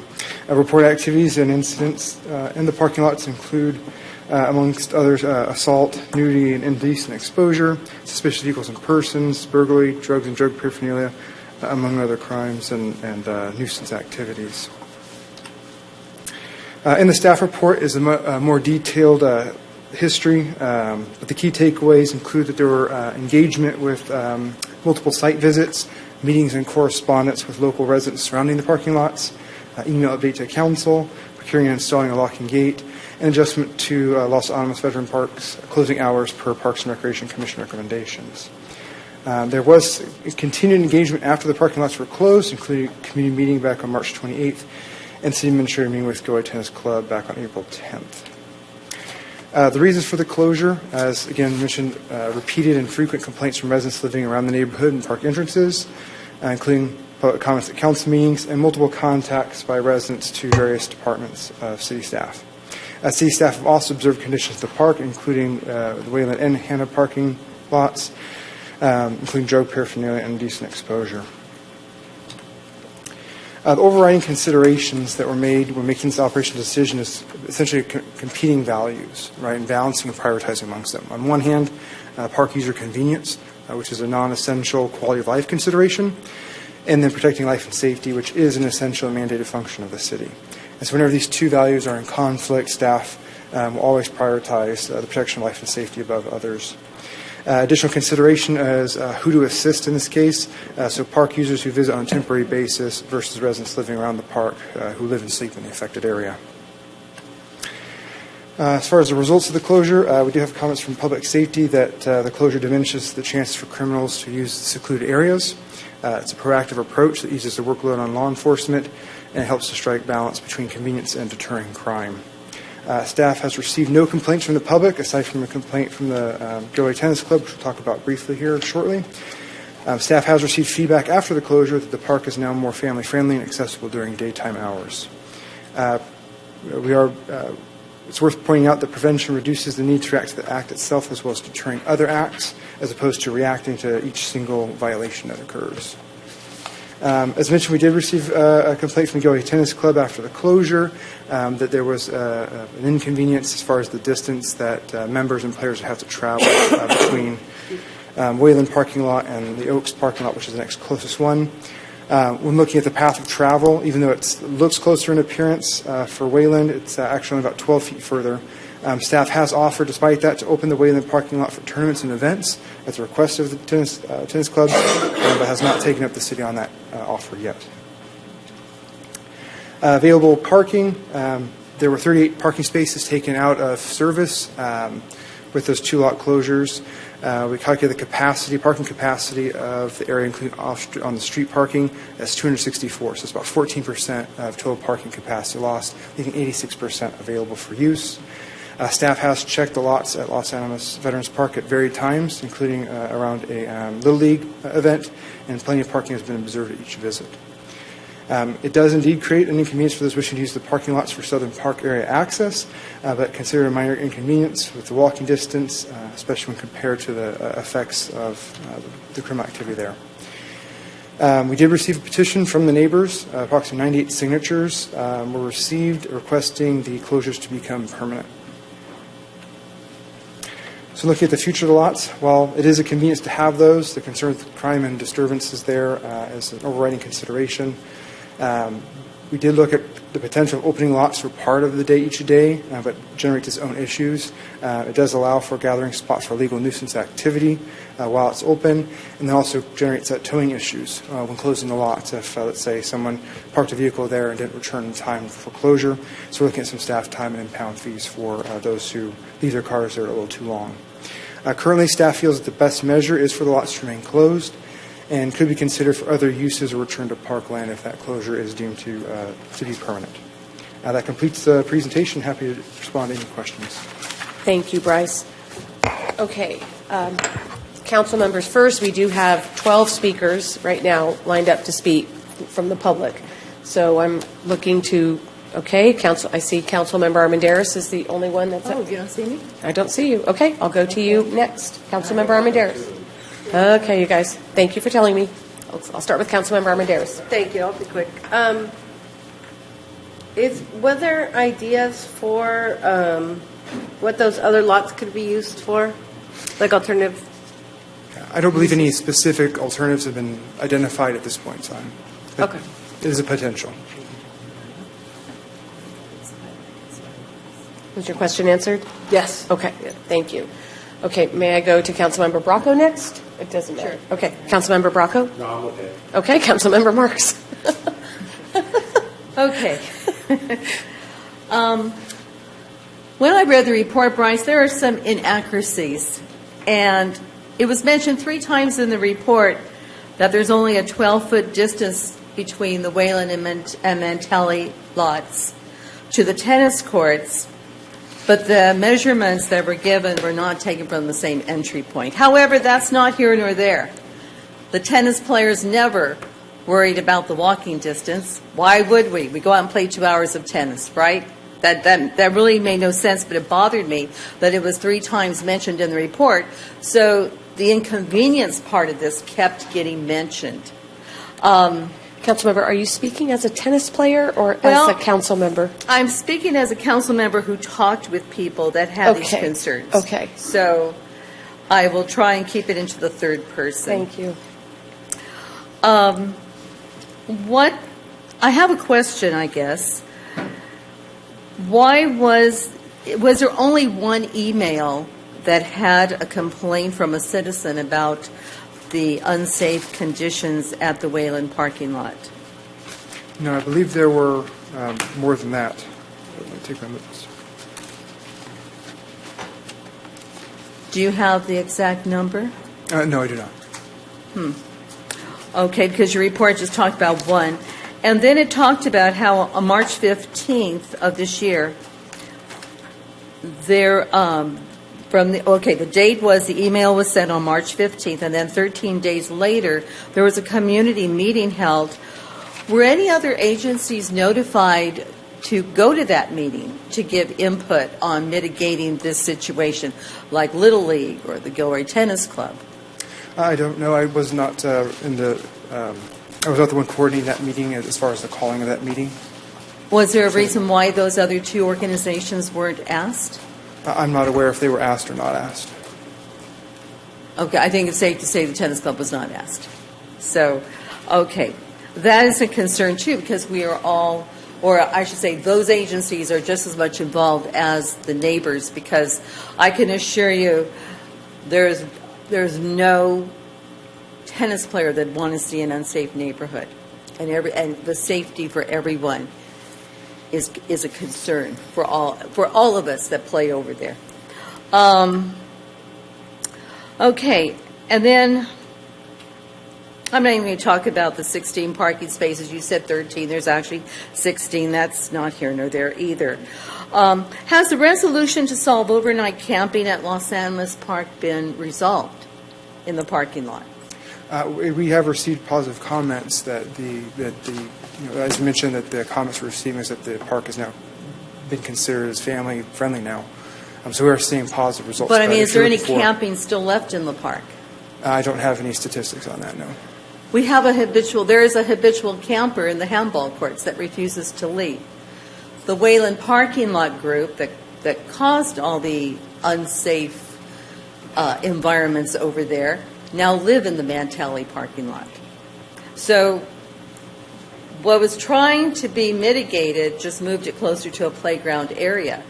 And with the council's 500-foot ban of no camping, it's not being enforced. And I think as a council member, that's a real concern of mine, because we sit up here for hours, we read packets, we study these ordinances that we're putting into effect. But without proper enforcement, what good does it do? Because the code enforcement by police and the code enforcement officers is the key to all of this. A park, okay, let me back up a little bit. I'm saying about how it's at Mantelli. Wait, I'm sorry. Do you have a question for staff, or are you? This isn't. Well, I guess I'm going to ask a question of staff, and then I'm going to let the other people, speak. Why weren't things mitigated? Why weren't there discussions? It just came. The report said there was no data based on closing this parking lot. So why weren't all the players involved in trying to solve it, instead of just taking a public parking lot that has always been open and shutting it down for the neighborhood? So I can address the statistics. So one of the challenges you have whenever you have a changed circumstance, changed conditions like this. I'm sorry, I didn't understand. Yeah, so whenever you have changed circumstances around something, it affects the result. So by that, meaning that once the the parking lot is closed, you have more observation residents are calling in, so you can't really compare before and after data. So, and data, like I said, wasn't the consideration. What we had was a lot of complaints from residents, including public comments at the council about issues that are present there and through the site visits there, and observations from staff as well whenever going onto the site as well. As far as the membership, as I mentioned, I wasn't involved in the coordination meeting, so I can't say why some were invited and some weren't invited at that point. And then as far as enforcement, I know the police department does do active patrol checks in the area, and I'd have to defer to them as far as any results of that. But again, we're getting positive comments from the neighbors that the conditions have improved because of the closure of those lots. Okay, I'm going to have to. Okay, go ahead. Because other All council right. members may want to speak, and you've gone on. Okay, All right. Councilmember Armendariz, do you have another comment? Yeah, if I could follow up to what Councilmember Marks mentioned, do you know what the tennis club, I mean, you could speak in third person again, what the tennis club's objection would be if it's not the 13 or 16 parking spaces, it's not the lack of equidistance, like... Well, I was going to get to that, but I was cut off. Can I Okay. say what the I'm real just issue? wondering what the I mean, it's up issue is if to. it's I not- would like to. I'd like to answer that question. Councilmember, I because didn't cut I do you feel off. like- We All right. all have to be Okay. equal to speak, and I Okay, don't how know that about other if I come council to it members... at the end?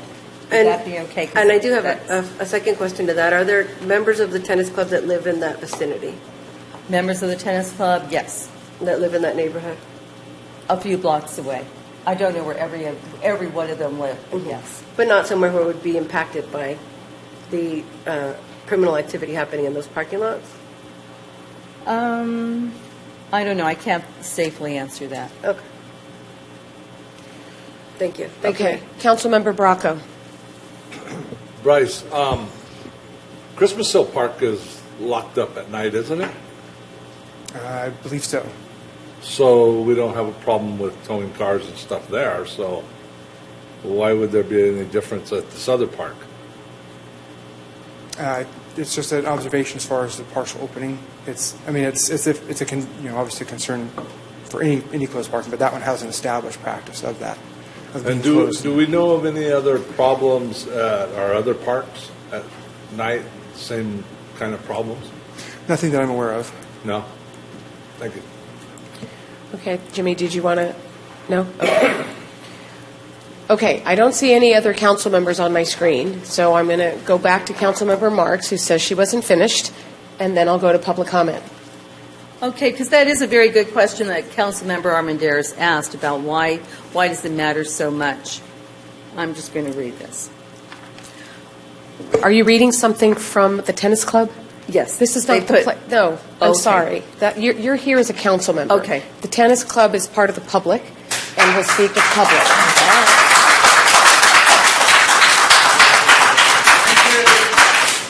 All right, then I'm done. Okay, so I will open public comment. I show 13 speakers, so I'm going to ask everyone to please limit your comments to 2 minutes. That's the time frame, so please be conscientious. I don't want to cut anybody off. Time yourself. Okay, and the lineup, what I show is Terrence Fugazi, Dorina Creel, and Carla Rue. Okay, if the three of you could please be close so that we could keep moving. All right, Terrence. I'll try to Evelyn Wood this. So for those of you who know what that is, anyway, I don't know that this problem is being framed the right way. I'm obviously anti-crime, and I don't know what some of these people are going through. But it's not just a tennis court issue, and it's not just the people near the tennis court. There's other voices that probably haven't been asked, or they maybe not be so organized. These voices are not represented here always. There's citizens that use the park for baseball, t-ball, softball, soccer, etc., all of these things. And at the busiest times, the lots fill up fast. And now that other lots are closed, it's not just my observation, but city staff in the park who I asked this very morning. Citizens have not been given the opportunity to engage the Parks and Recreation Commission through an outreach program called Coffee in the Park. They've been trying to do this. The commission has for nearly a year. City staff has been postponing it for one reason or another. Maybe they're real reasons that matter. I get it. But meeting after meeting, citizens are unbelievably apathetic about this park, and resolving this needs a proper outreach to them. Thankfully, the crime situation for many reasons in this park is getting better. As the park comes back to life, parking spaces are going to be needed more than ever. And in various places, there's picnic tables and everything else back there. We need this to be a thriving city park again. Driving's a key component of that. In the master plan for the parks, this is a community or destination park, so people will drive there. There are parks. They belong to all of us. We pay for them. This is an issue of law enforcement and security. If we don't have the resources to protect and serve the citizens of Gilroy so they might enjoy their parks, did we budget correctly? It may be an easy fix, but eliminating parking spaces because we cannot or do not want to adequately enforce the laws is, for me, the first white flag of surrender that we would have. So I suggest instead we budget properly, open and close the gates for the hours of the park, and provide law enforcement or other actions necessary to keep the park safe and crime-free. Thank you. Thank you. All right, Dorina.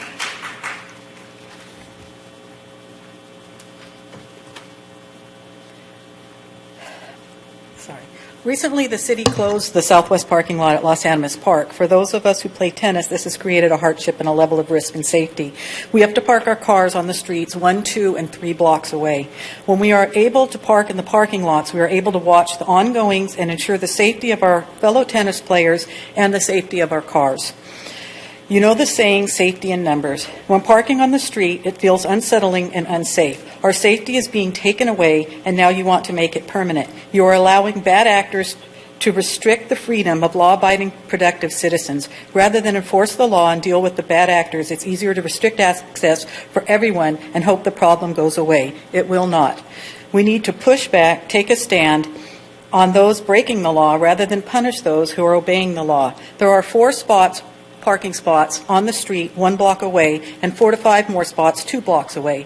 With winter coming, there is no way to park that far away and still feel safe. It's not a matter of how far away we are, it's how disconnected we are from all the other people.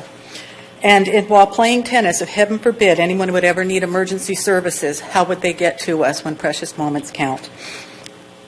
Additionally, the parking lot closure is being perceived as the park being closed. Last week when I was there, I was out on the street and 5 people came in, turned around and left, and they were all mothers with their strollers and people trying to walk their dogs. When we have league play, people from surrounding cities come to play. Seeing our parking lot closed looks bad for us, bad for our community, and it tarnishes our reputation. I urge you to put together a plan to deal with these lawbreakers and get the park under control, as opposed to running away from the problems by restricting parking access. Gilroy deserves better. Thank you for your time. Thank you. All right, Carla. And after that is Terry Lancaster, Skip Bloom, Charlie Morales. If you could all please come up. Yes, I'm a tennis player. I'm a former operations manager here, and I had an over 25-year career in Parks and Recreation. While the staff may perceive that this has made things safer, we certainly do not feel safer out there. In fact, what you've done is you've made this area of the park more isolated, less visible, and less safe, and it made it so it's more difficult for the good guys to access this area and easier and more attractive for criminals. If a designer were to hand me a park design with this parking lot closed, I would have sent it back to them and sent them back to the drawing board and said, come back to me with something that's better than this. The closure of the parking lot is not a mere inconvenience of 12 feet, and as is pointed out, that data is inaccurate to begin with. The problem is that you haven't solved the problem. You've simply moved the problem somewhere else and created a new safety problem. Police, fire, and ambulance must now go around and come in the back side of the Mantelli side of the park. If there's anything happening on that south side of the park, they have to drive on the park pathways in order to get there. Or they have to stop and unlock the gate, and this actually happened out there when we had somebody harassing us on the courts. So taking this kind of action without it being substantiated by data-driven information that says that it is effective and the best course is really not wise public policy. One of the most troubling assertions in this report is that it's better to restrict this access and inconvenience legitimate park users and make it less safe for them than to take the targeted action against the criminal activity and address that activity directly. If we were to extend this logic, we would close the roads because of sideshows, we would close transit centers because people do illegal things in transit centers, and we would close the sidewalks because kids are riding their bikes on the sidewalks and making it difficult for people. You can't just close facilities because of illegal activity. You have to tackle the illegal activity. Thank you. Your time is up. Thank you for speaking. 1 minute. I thought we had 3 minutes, and this is a real important Not issue when to we us. have this many speakers. Okay. So, I think that that you need to set up some meetings with the tennis players to talk about alternatives to this situation, and you need to engage us. Okay. Terry Lancaster, you're next. Hi, my name's Terry Lancaster. I'm a Gilroy resident. Thank you for allowing me 2 minutes to speak. I'm in a good position to talk about this issue since I live 2 blocks away from the park. I use the park almost every day. So to me, this whole issue it is a safety issue. That park has to be family friendly. It has to be a community gathering place. And the activities that are going in that parking lot have significantly improved since the parking lot was closed. And I'm all in favor of continuing to keep that area closed. We can't. I still see a number of people that are still living in the park on a daily basis. So there's still issues, and I have people in my own neighborhood that will not use that park, especially at night, because they don't feel safe going through that park. Thank you. Thank you. All right, next is Skip Bloom, and then Charlie Morales.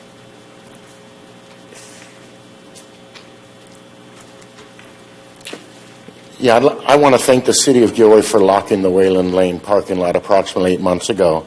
I live on Wayland Court at the end of Wayland Lane.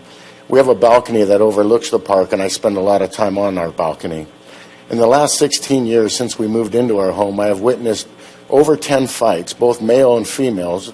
Besides the fights, I've routinely witnessed numerous drug deals, and for some reason, people dump their trash, old tires, and car batteries in that parking lot. The last 8 months since the City of Gilroy locked the gate, all these distractions have disappeared. Our quality of life has improved tremendously, and we are not kept awake with loud music, and we're not afraid to walk our animals and enjoy that area of the park anymore. I'm asking that you please keep the parking lot gates closed so the value of our life and the value of our home stays at the level it is today. Thank you very much. Thank you. All right, former council member Charlie Morales. Former, yes. Thank you very much for honoring us as far as, at least considering the closure of the park, number one. I always thought that public safety is a priority, no matter in what neighborhood, no matter in what park, but public safety is number one. Now, for some of you or some people that play tennis, they said, why do you what's going to happen to these people? Like you said, they're going to climb to another park, but we're taking action. I have seen a lot of improvement, especially with the young people that are living now and moving in here in Gilroy, but they're moving in our area because they love Veterans Park. And let's talk about the veterans. They deserve the must respect, the almost totally respect to have a decent park with their name on it, as well as the safety of all these nonsense. And I call them malicious criminal behavior. There's no room for that park to have that because it's very dangerous as well as very dishonorable. And to me, this is the most honorable park that we should. And I respect all the parks. And I don't think that exchanging weapons or having fights is the right thing to do. We should belong in the parks and recreation, and those activities are worthwhile. Walking. I see more senior citizens walking their children. And I thank the council, as well as our police chief and city manager. Thank you. All right, thank you. So the next speakers are Rick Duayo, Mark Sacco, Ron Kirkish.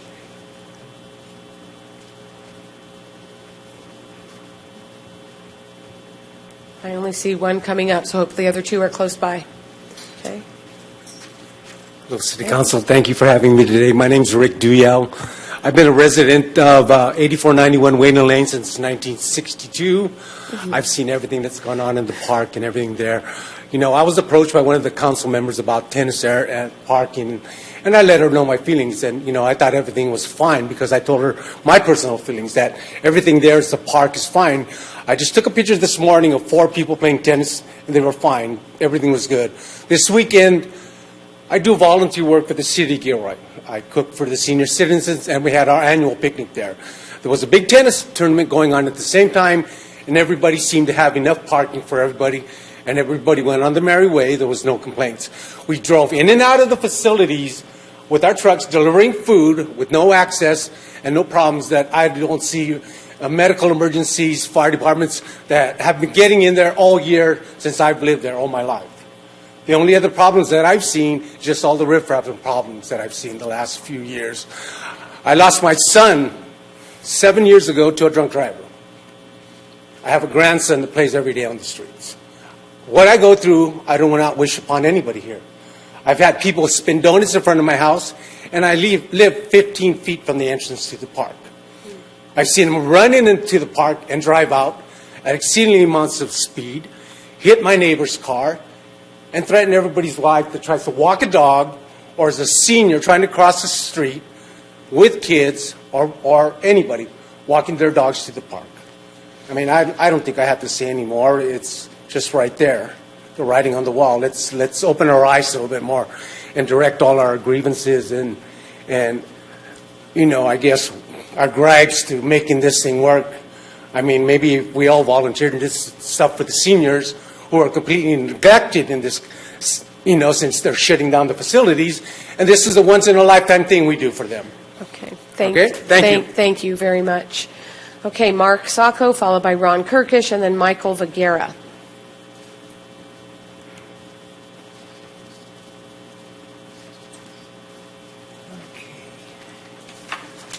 And the name is Mac Sacco. Oh, sorry. I don't have my glasses on. You're right. Mac. Yeah, I would just like to make the following suggestions. I mean, I've lived here since 1945. I'm probably one of the oldest people in this room that has lived in this city, and I've seen it change from a city of 5,000 to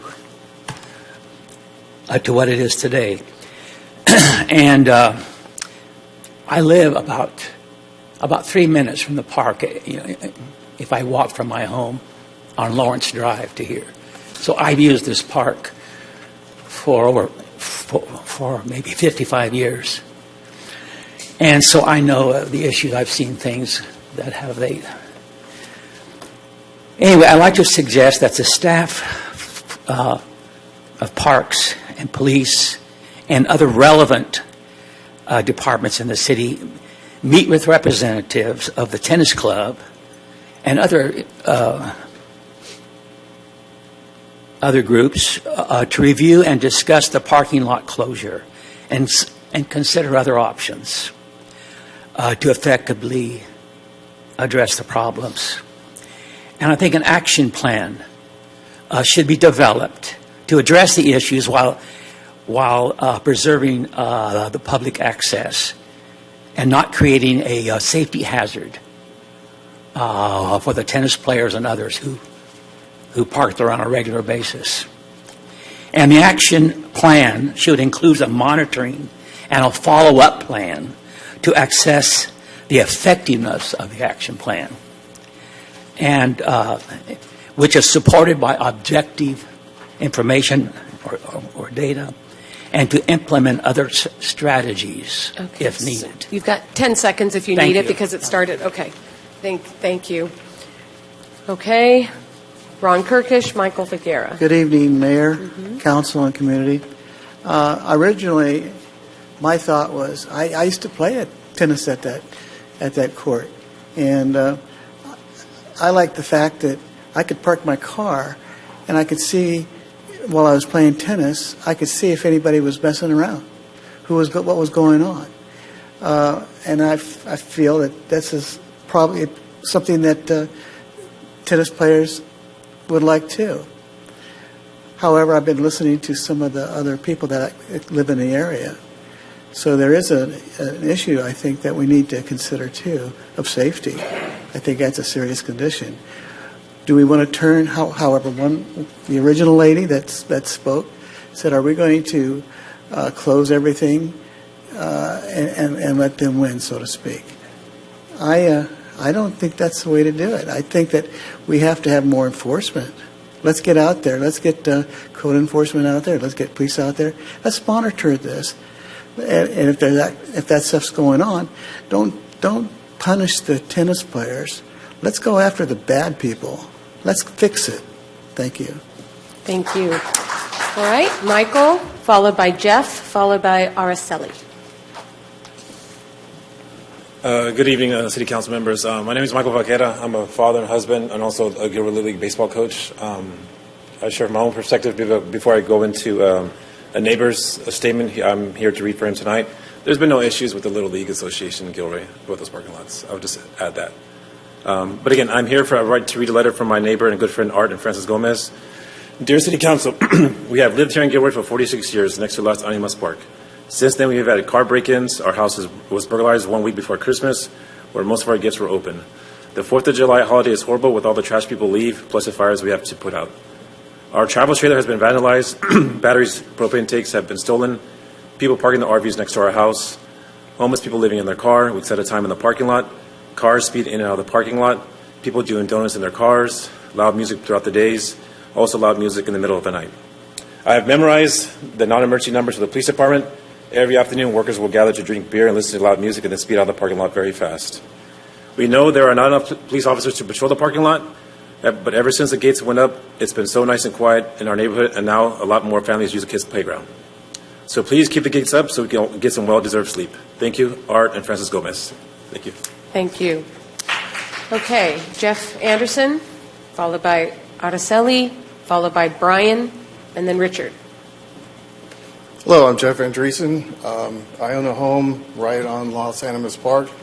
My fence backs up to the park. When I first bought my house, I was so happy and excited. Right on the park. This is great. Got a dog, walk the dog.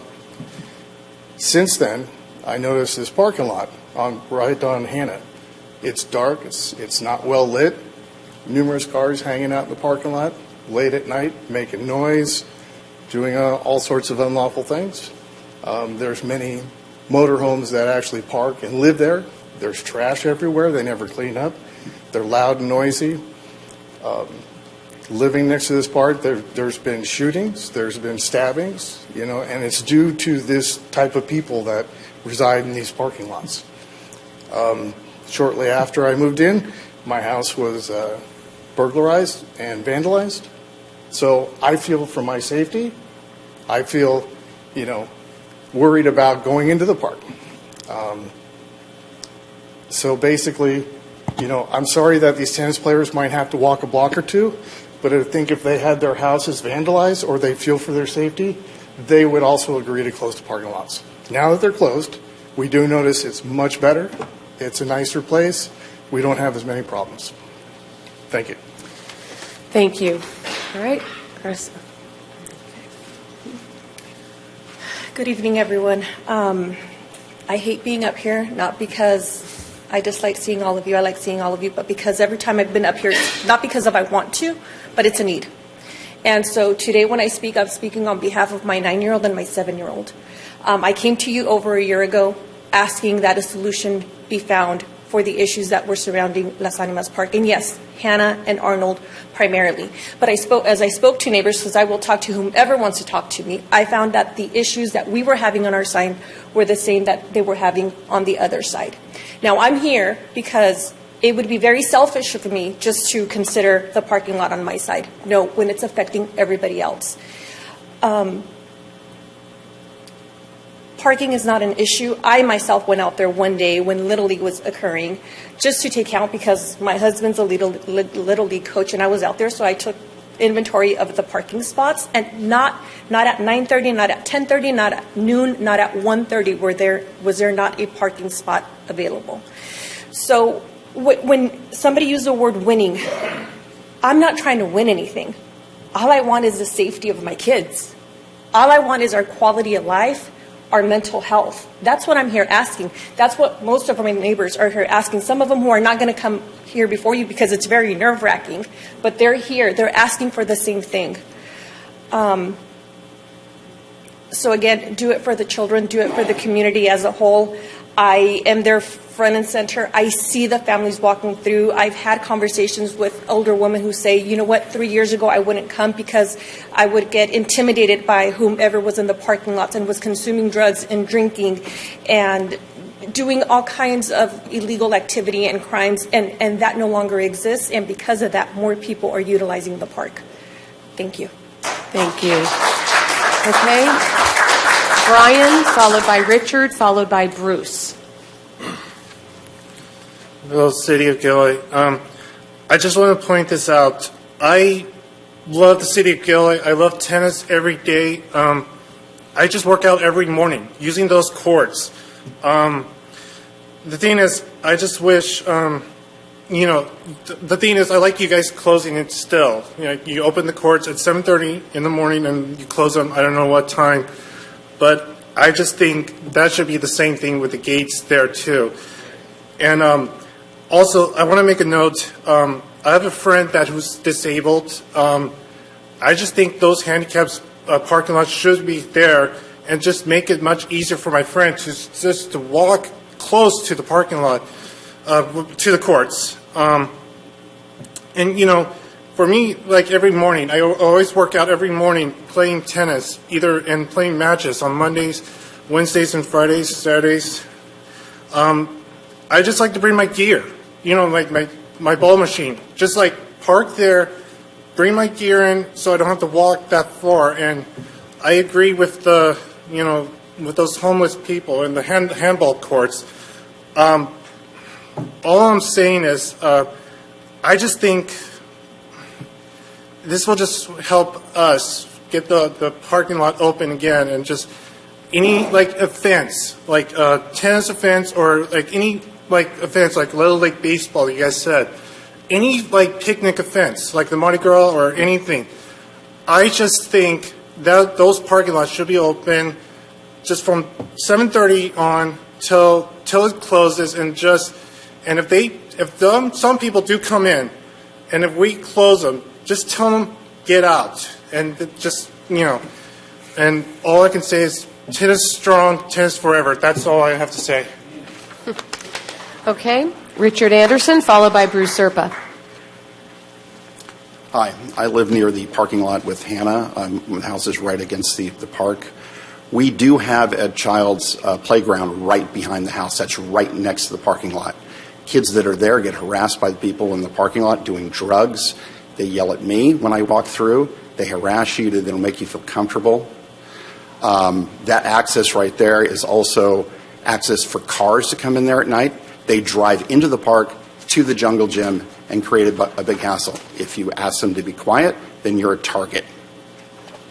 Walking around the park, those are dark areas, those two parking lots. It's much easier to patrol Mantilli. Everything can be seen by police officers from the road, much easier to see. Those two dark corners are harder to figure out what's going on in there. I've seen fireworks. We have to worry about fireworks because we have some big pine trees. Every single year we got to get up on the roof and clean every single one off because we're worried about our house burning down. It's a bad situation. And during the day, during the work day, the people that go there, they're there doing drug deals. And some of them get violent. Some of them get in fights. They throw beer bottles. There's beer bottles in where the jungle gyms are and stuff. I know you guys like to play a game. It's called tennis. But you guys, when you're done with your game, you go home. We have to live there. Thank you. All right, Bruce Serpa. Hi, City Council members, Mayor, Jimmy. Hi, everybody. Great to see all of you. I'm here on behalf of, I'm a Gilroy citizen. I'm head of the pickleball club that we have here at Gilroy. And I'm here on behalf of my friends that live in the area. Terry is one of them. There's a few other friends that I have there. I used to use that back parking lot when pickleball was allowed at that park. And using that parking lot, I personally witnessed fights, drug deals, people sleeping in their cars, guys vomiting in the parking lot, glass everywhere. It was an absolute mess. And I am in complete support of having this completely closed and totally blocked permanently, because when we played pickleball and we had women that played pickleball with us, they didn't feel safe going out to their car at night. So one of the guys that played pickleball would have to escort them to their car just to make sure they got in their car safely. And that's not a good thing for anybody in that regard. So as I said, I'm here to support my friends that live over there. And, the pickleball community, we get along with everybody. We want everybody to be inclusive. But this is one area that we need to put our foot down and support that this should be closed up permanently. So that's it for me. Thank you. All right, thank you.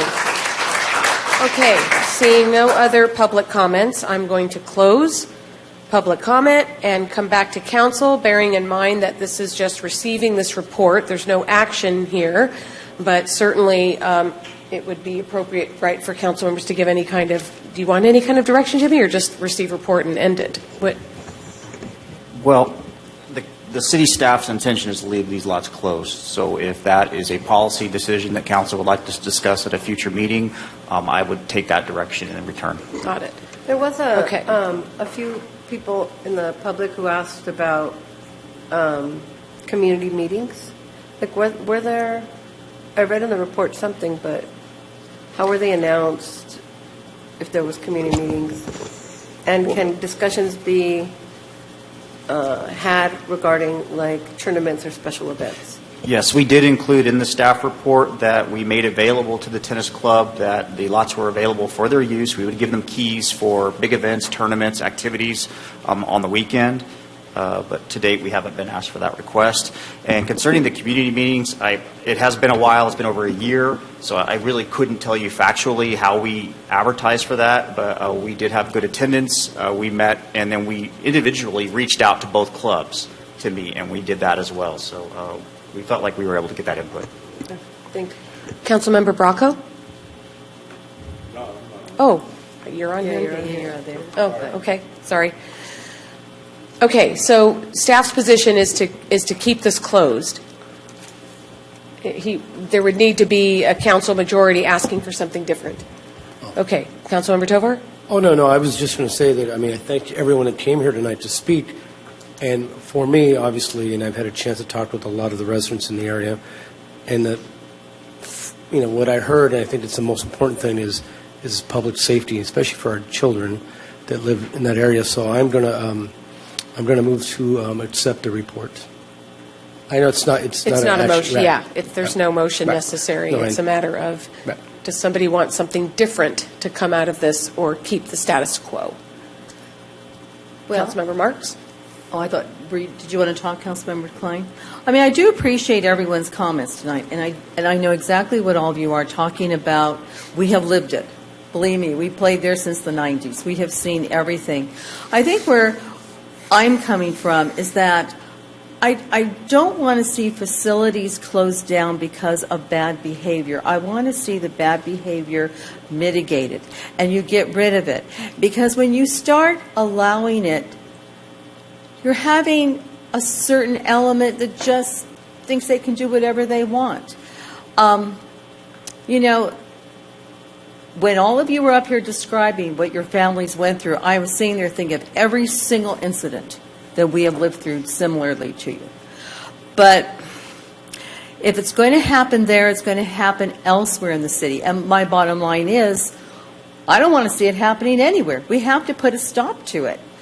And so I would like to have council discussion. I would like to see, that was my intention when I put it on the agenda, was to get a council vote and discussion, because it goes much deeper than closing 2 parking lots. It's called law enforcement and it's called code enforcement.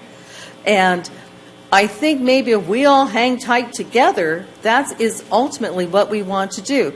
And I have no problem whatsoever with the Hannah Street parking lot staying closed. And I hope council realizes that when that man got up here to talk, he was not talking about Wayland. It was Hannah Street. So, council members, what do you think? I'm good with it coming back as far as having the discussion and making the decision from council on handling that, both interests. Is your mic on? Yeah, it's on. Okay, sorry. I could barely hear you, so I didn't know if Sorry. others could either. I agree with council. Jimmy, could this come back in like 6 months with a status report, or is that what you mean? Or what are you referring to? What would staff want from us? Direction and just bringing it back at a certain time, or what? Staff isn't looking for anything. Just reporting back? Yeah, okay. this is just a report. Councilmember Marks is asking. Is to say, would we ever be able to have the Wayland parking lot open, but not at the expense of the safety of the neighbors who live there? Exactly. That's the whole thing. It has to, the bad behavior has to be eradicated, and I'd like to see this council take a stand on how to do that so these neighbors can live peacefully. Because if that doesn't happen... We passed our ordinance. We passed the ordinance about people being in the park.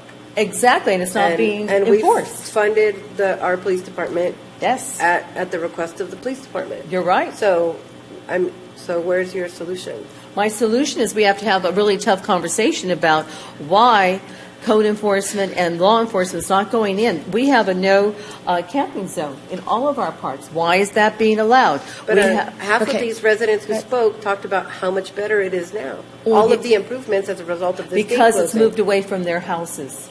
It's moved to the other side. And so the point And was no houses in are terms around of there. safety, right? Right. So their But- safety is priority because that's where they live. Right, but we never eradicated it. And that was where the worst nuisance was. Yes. And the ordinance is brand new, right? The ordinance it's fairly new. Okay, rather We have to than give it a chance for rather it than to be- having Right. the two of you just going Yeah. at it, I've heard possibly 2 council members who want to entertain doing something different. 2 is not a majority, so we don't speak from. I'm sorry. Okay, we had public comment. 2 is not a majority. So unless there are other council members, How many did you count? Okay. I counted Councilmember Marks and Councilmember Klein. Oh. Okay, is that it? Yes. So staff's position is going to Fred, are you stay. supporting or? This is for staff's position to stay. And that doesn't mean, I'm sure we will get a report, right? This doesn't mean it's closed forever, but for now, this is working for that problem. And so that is what we are saying. Okay? Jimmy, is that clear? Yeah. Okay. It's almost 8:12. I'd like to take a 5-minute recess before we get on to 13.2. All right. Thank you, everybody. This is going to be a doozy.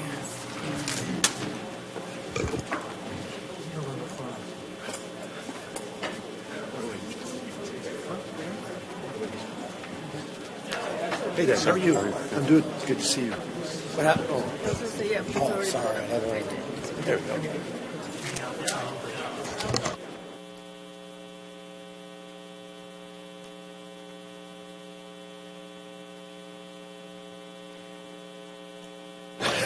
Not me.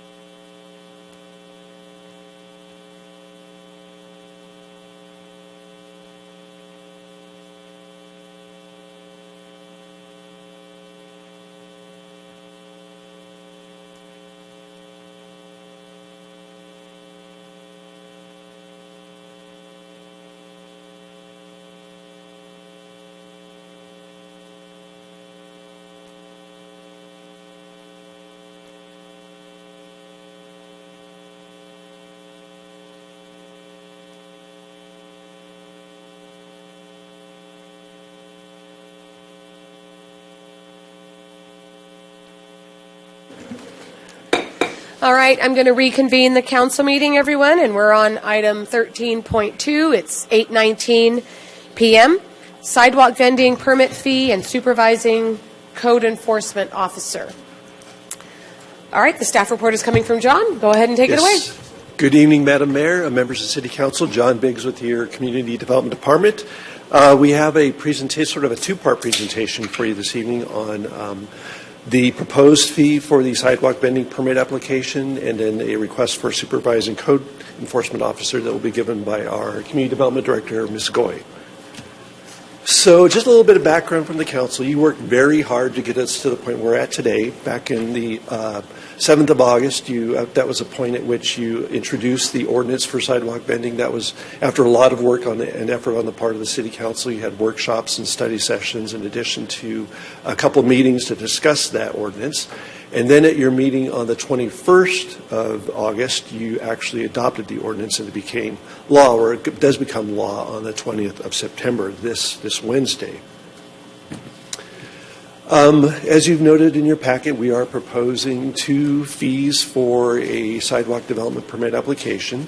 The initial application fee is being proposed at $865, and this supports the council's goal of having a fiscally resilient and responsible fee that is supporting the efforts that staff's put into reviewing the application and processing the application. It's 100% cost recovery, and staff did go through and take a look at all the various steps we anticipate that will be part of processing a sidewalk vending permit application, and $865 is the fee that we developed. We're proposing an annual renewal fee of $204. That's going to be quite a bit less work than the processing of the $865 permit application at initial application. You'll note that in the agenda report, we gave you some comparisons between this fee and other agencies. I would just, this fee is higher than the other agencies charge. I would just remind the council that the ordinance that we adopted is a very comprehensive ordinance, and we are expecting that we will present or do quite a bit more staff work in the review of these applications than other agencies are doing. It's not simply looking at an application and checking a box, making sure that someone has provided the information. We need to make sure that they provide and show us distances to certain physical features out in the area where they're going to be setting up their vending device, the depth of the sidewalk, and so forth. And we also anticipate that there might be some instances where staff will need to go out in the field and confirm what an applicant is proposing. So that covers the fee. And then that takes us on to our ongoing or starting our outreach and education effort. We are not going to begin taking immediate enforcement efforts to make sure that people have their permit in hand. It's going to be an effort to get out there in the public and really educate and train them about the types of permits that are necessary, and make sure that they're in a good position to come to the city, apply for their permit, and be successful in getting that permit. In that furtherance of that effort, we have created a website that I believe will be going live today or tomorrow or the day after. We're also going to be posting notices in some of the areas in town where we've seen a higher than normal level of sidewalk vending activity, Monterey Street in the downtown, for example, letting people know, and we'll be taking down these notices daily, but the notices will be letting them know, or sort of putting them, quote, on notice that a permit is necessary, not only a permit from the City of Gilroy, but also a permit from the County Health Department and a seller's permit. We'll also be doing some in-person outreach. Our code enforcement staff will be going out on Friday and Saturday evenings and hoping to make face-to-face contact with the vendors that happen to be set up on the street so that they can explain the permit processing and the steps that are needed to get the permit coming up in the near future. We'll also be holding a number of workshops, and these workshops are really geared to help train and educate people that want to get a sidewalk vending permit on the steps they need to take in order to get that vending permit, and the permits, like I mentioned earlier, outside of the City Gilroy permit that they'll need to get and have before they actually submit an application to the city. That, at some point, could lead to enforcement if we don't find that people are getting their permits or they're not complying with the standards that we have in place or the standards on which the permit is issued. We do have a number of, I guess, legs to the stool to our enforcement opportunities to compel people to, get the permit or comply. We have the ability to issue citations. We have the ability to confiscate the supplies that they have. We also have the ability to revoke their permit if they're not compliant with the rules or their permit requirements. And we can also call in the county health department to see if they can assist us in some form, some manner in enforcing those rules and enforcing the permit that they issue to the vendors. So again, that's going to be a down the road step in the process. We're going to get out there first to educate the community and let them know about the permit requirements, and hopefully we will get very good and successful compliance with all of that. And with that, I think we're ready for the next stage of this, and I'll let John, Sharon. can I ask you one question just before you move on to Sharon? It just has to do with the fees, because you showed us in our packet, a list of fees, and with the exception of Salinas, we're quite a bit higher than the others. Do you know if the others are 100% cost recovery, or are they in fact subsidized? I would suspect every fee that we shared with you in the packet is subsidized to a degree. I think Salinas is the only one that I would say really approaches what I would calculate as cost recovery, and that's just me taking a look at what their fee is and knowing the steps that I went through to develop the fee that we're recommending to you. Yeah, no, I appreciate that, because we asked for 100% cost recovery. It's just then the comparison, we're not comparing to 100% cost recovery in other cities. Right. Yeah, okay, thank you. Okay. That was my question. Do you want to ask? Yeah, sure, Councilmember Tovar. Yeah, thank you, Mayor and John. So thank you for this. So yeah, I mean, looking at the other cities, obviously, and I understand,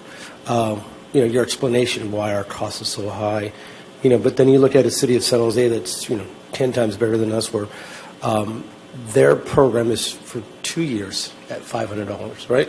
Right. And in reading the report, it states in there, obviously, that this is a learning curve not only for the vendors, but for the city, because we've never had anything in place.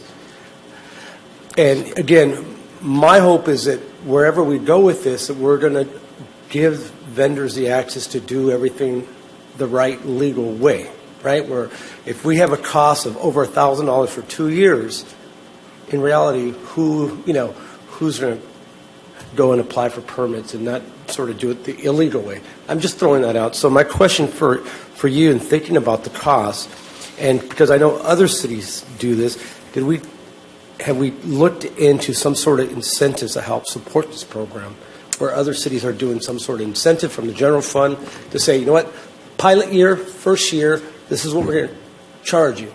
Come second year, if we realize that it's more man hours or female hours, whatever it is, then we can sort of, change our rates. I just want to see, because again, I want to make sure that these vendors are doing what they're supposed to do.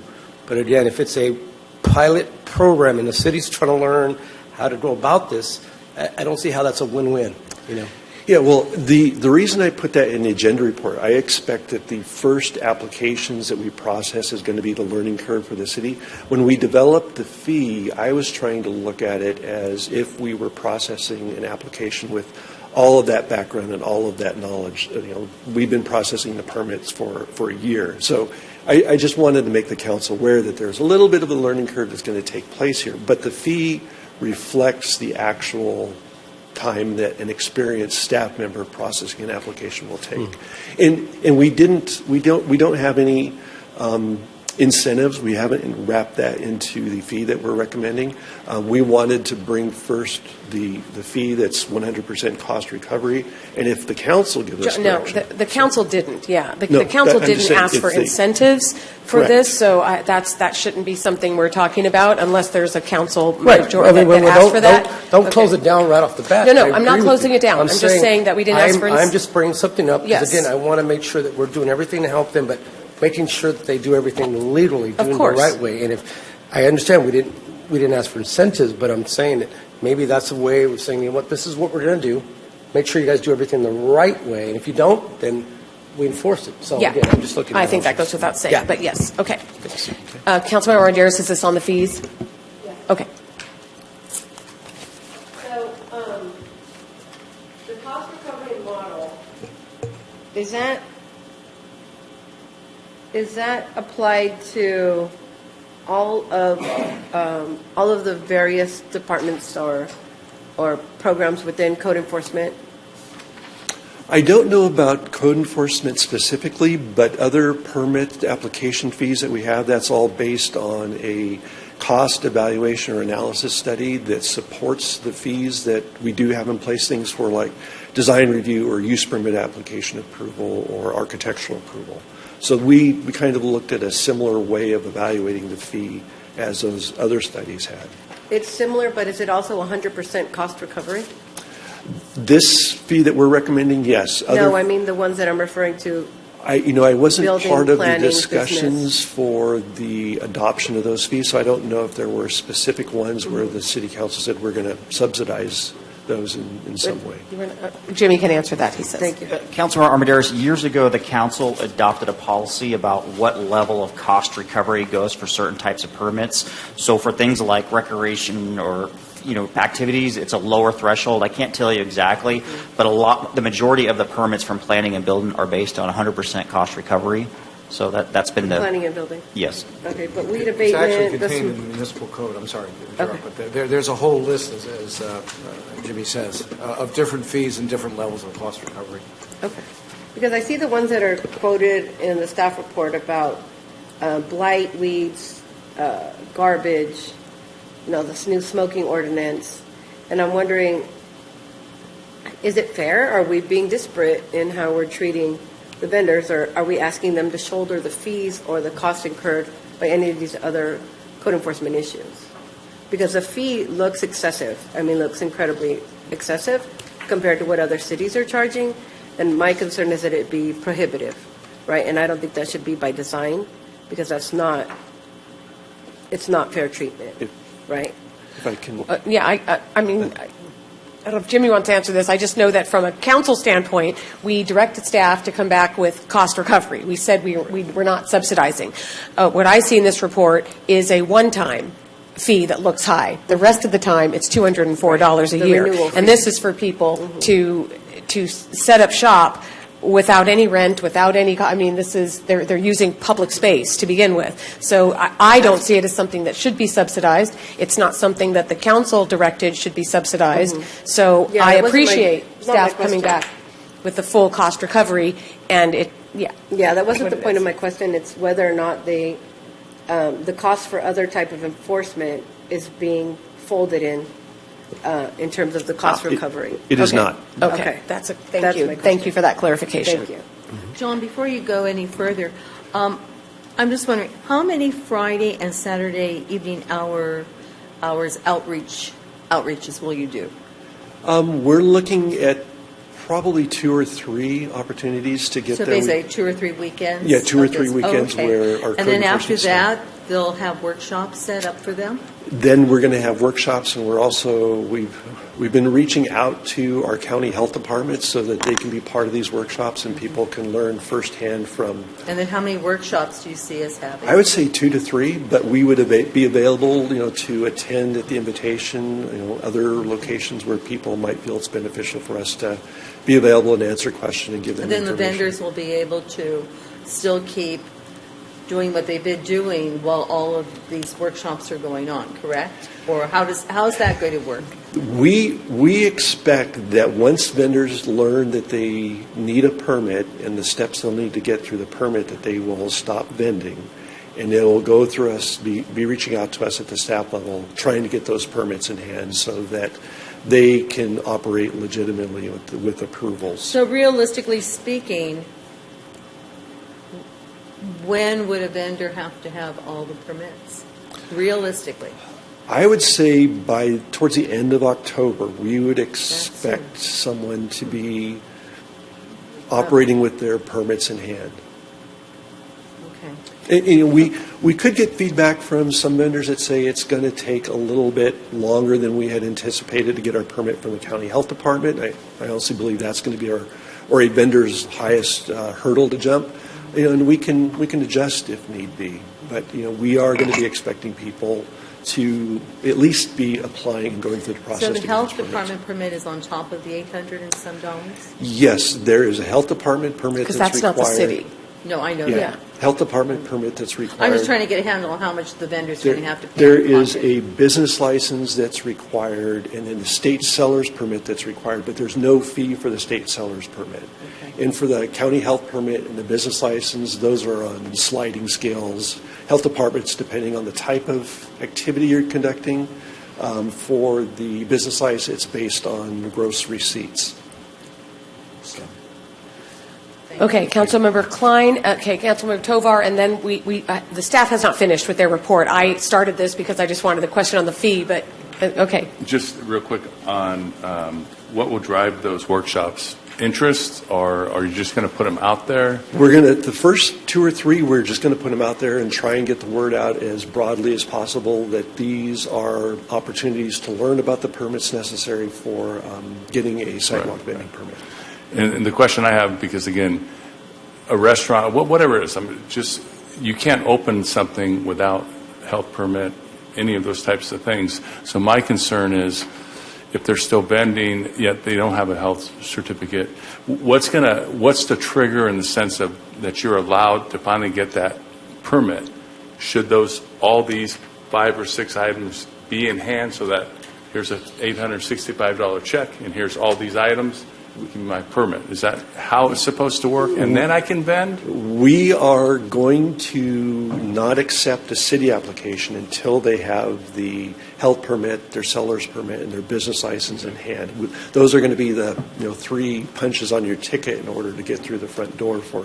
Because that's our expectation of regular businesses. Yes. It's the same expectation. We don't want to give anyone the false hope that once they've given us their application for our sidewalk vending permit, then it's going to be a 2 or 3 week process if they're having difficulty getting, that seller's permit, for example.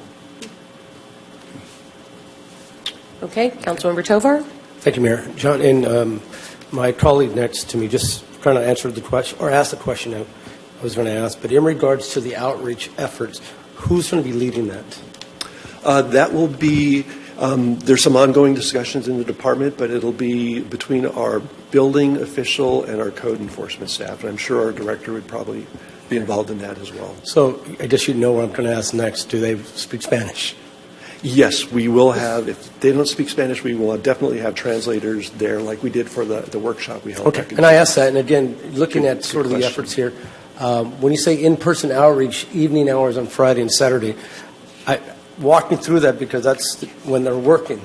Are we going to go and interrupt them and ask them questions? How's that going to work? It's going to be a friendly visit with the vendors, letting them know, hey, in case you didn't hear, you are required to get a permit from the City of Gilroy. And by the way, you need some other permits with that. Here's a flyer that kind of explains the process and the steps and the permits that are needed, and gives some information about the rules that we have in place. Okay. And then finally, in regards to the website, that'll be also in. Yes, that's And I just ask that whichever direction we go, when it comes to, instructions of how to go about applying for a permit, that it's made, easy to read, steps are easy to, to follow, because sometimes, there may be language that I don't even understand, right? And obviously, I don't want that to be a deterrent for individuals. So, and just if I can help.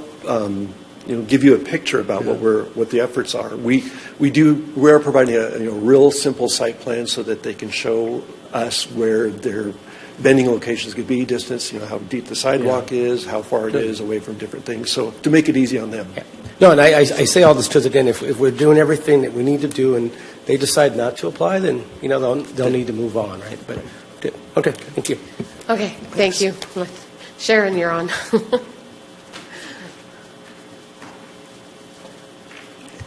Good evening, Mayor, council members, and members of the community. If I can just kind of follow up on what John was sharing about the outreach efforts. Today, our website went live, and we have all the forms in English posted. That's because we're waiting for the translated documents, and those we should receive tomorrow, and we'll be posting those. And last week, when I gave council an update last Monday, we talked about doing the in-person outreach. We actually started some of that today already, and we talked about putting the A-frames out there with the signage. So today we're just waiting for the flyer to be laminated, so then the A-frames will be out there tomorrow. And then this coming Friday and Saturday evenings is when we're going to do much more active educational outreach. with the businesses. All right. Good. I'll see you out there. All right. So here I'm going to talk about the code enforcement activity and capacity. So prior to the pandemic, the city had 3.25 full-time equivalent in the code enforcement function. There were 2 full-time code enforcement officers plus 2 part-time code enforcement officers, each working about 25 hours a week, mostly on weekends and evening enforcement. And during the pandemic, the 2 code enforcement positions, part-time positions, were defunded among the other 40 positions also because of the economic downturn as a result of the pandemic. So since then, we've had just 2 full-time code enforcement officers. And code enforcement received a really wide range of concerns, from the community. You saw some of that in our staff report. When we measure customer interaction as activities, which would include all the contact, phone log entries, meetings, and inspections, this chart you see on this slide kind of demonstrates the trend over the past 7 years. So you can see that the code enforcement activities have been returning to pre-pandemic levels, basically, because people have resumed their normal activities. And one thing we have also observed this past year is that the complexity of the code enforcement cases has really increased. And we've also had to work a lot with other departments, so this cross-departmental collaboration on cases has also increased because of the complexity of the cases. For example, when we conducted inspections in the Travel Park Circle area earlier this year, we looked into all of we had to research a lot of the records, and we ended up opening 6 cases because there are different parcels and different property owners involved. And for each case, there's different violations and different type of correction items and different timeline for all of those. And we collaborated with the police department on those too. And for every one of those cases, the case history is very extensive, involving a lot of contact entries, research, site visits, follow-ups, and letters and notices and all of those things. Another example of the increasing complexity is new ordinances. So an example is actually, I'm still stay on this slide, just kind of giving examples about the complexity and cross-departmental cases. Yeah. So another example is the ordinance that Council adopted this spring about prohibiting smoking at multifamily housing and public events. Our code enforcement team has addressed numerous complaints from one source. This includes responding to about 50 phone calls and emails, and also conducting multiple site visits and in-person meetings.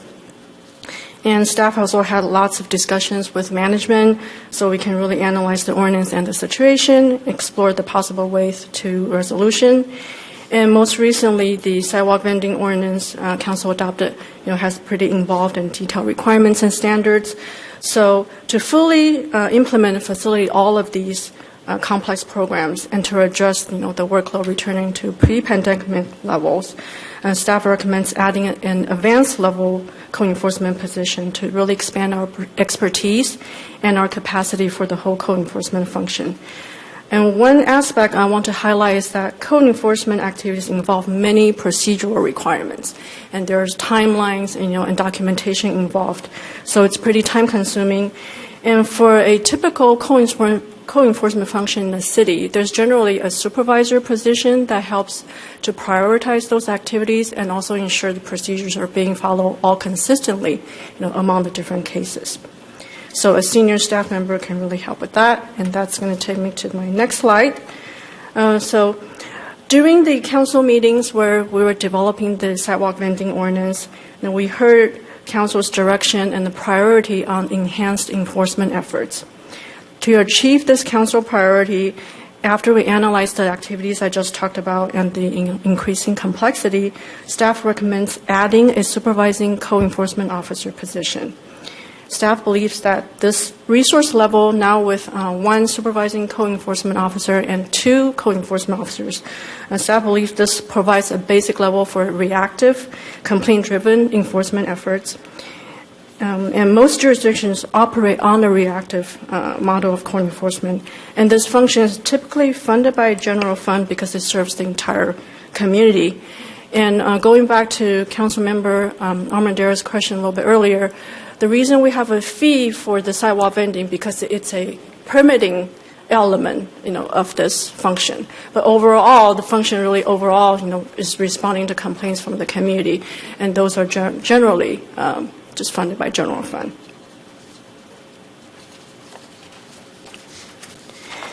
And the proposed resource level with one supervising code enforcement officer and 2 code enforcement officers, we believe that will expand the expertise, proficiency, and capability of the whole function. And in particular, we envision the supervising code enforcement officer to handle the most complex and sensitive investigations and cases, organize, supervise, prioritize code enforcement activities, implement new policies, new ordinances, new procedures, and also focus on the more complicated cross-departmental type of cases with police, fire, and/or public works departments. And after joining the team, we see the supervising code enforcement officer to be able to address and assist with the accumulation and backlog of cases, and also elevate some of the activities that currently have been necessitated to be lower activity, such as signages, off-site advertisement, abandoned newspaper racks, shopping carts. So for fiscal impact, revenues from the sidewalk vending program, as John mentioned earlier, the first year we envisioned some new applications coming in, and we estimated total, if everybody we have observed comes in to apply for the permit, that will total probably about 55 applications. And at the full cost recovery of $865 per application, that will come out to about $47,500. And this is everybody, if everybody comes in. And the revenue will also include anticipated annual renewals from those permits. So at $204 per year, assuming the 55 applications, annual renewal will come out to a little over $11,000. And there may be new applications each year as well. Now on the expenditure side, to add a supervising code enforcement officer position, we estimate about $150,000 per year from the general fund. And once approved, staff will work on establishing a new job description and salary range, and then submit that to the Personnel Commission for review and approval. And the cost will be absorbed within the current budget cycle because of salary savings. And this will be budgeted in the next 2-year budget cycle in the future years as well. So here's staff recommendation. Adopt a resolution establishing a permit application fee and annual renewal fee for sidewalk vending. Approve the addition of a supervising code enforcement officer position in the Community Development Department, and adopt a resolution approving the updated position control list for fiscal year 24 and 25. Thank you. Thank you, Sharon. Okay, we have one member of the public wanting to speak. Is it okay to go to that before council continues discussion? Okay, thank you, Sharon. So I show Terrence Fugazi as the one person wanting to speak. You've got 3 minutes. Should have more because this is really like 2 agenda items wrapped into one, isn't it? 3 minutes. Anyway, I read the packet, and based on information, recent public statements, even from the mayor and from the city administrator, we definitely need more code enforcement. We're in dire need. We're not able to do the things we need to do right now. So this is great, but is it enough even? Right? I mean, given the historical information and information I didn't see in the report, which is what are the projections for 2024 and 2025, given that we have this more complexity and all of these new codes to enforce, it seems like historically that may not be enough. 3 might not be enough to catch us up with all the things that she spoke about and take care of these new ordinances. Giving the pressing needs of the public to enforce the existing laws on our books, in addition to allocating a new code enforcement manager as requested here, why not possibly hire another code enforcement? How are we going to afford this? Well, this is where priority comes in. What do we need more? Our existing laws and code enforcement, yet unfulfilled housing and, coordinator or community engagement coordinator, maybe some other Plan 2024 position, but again, health and safety, code enforcement, it all seems like it's pretty important stuff. Also, we're going to create a streamlined website that'll be there for reporting these things so that it is easier to actually do this code enforcement because all of the information will be there in the first pass. And what's going to be the measure of adequacy going forward? Are we going to have KPIs? How do we know that we're properly doing this going forward? In looking then at the sidewalk vending ordinance, staff was estimating that there's 15 applicants for the full year, and then there's this other 40, and I don't completely understand this, but it doesn't seem completely reasonable given all of the outreach and the people we had in the meetings, so that might need to be brought up. The cost does seem super high. Why not make the cost even higher and then give a credit back to the local people to get it down to like 400 so the people out of Gilroy aren't even encouraged to come here, and we can help the people here. I think that would be a good idea. Alternatively, if you do have to support other people, maybe the full-time, full-year ones are the only ones, and it's, $6,500 or something. These are people that need it. But again, also, there's nonprofits that are helping with this, so maybe we don't have to worry about that. And then one of the last things I have here is when it comes to enforcement, if somebody refuses to comply with the city workers, especially even during the process or before the process of going through it, are they going to be now disqualified or suspended the right? Because it seems like that is a good way to make people want to comply, especially in this first period. And is there going to be some sort of amnesty?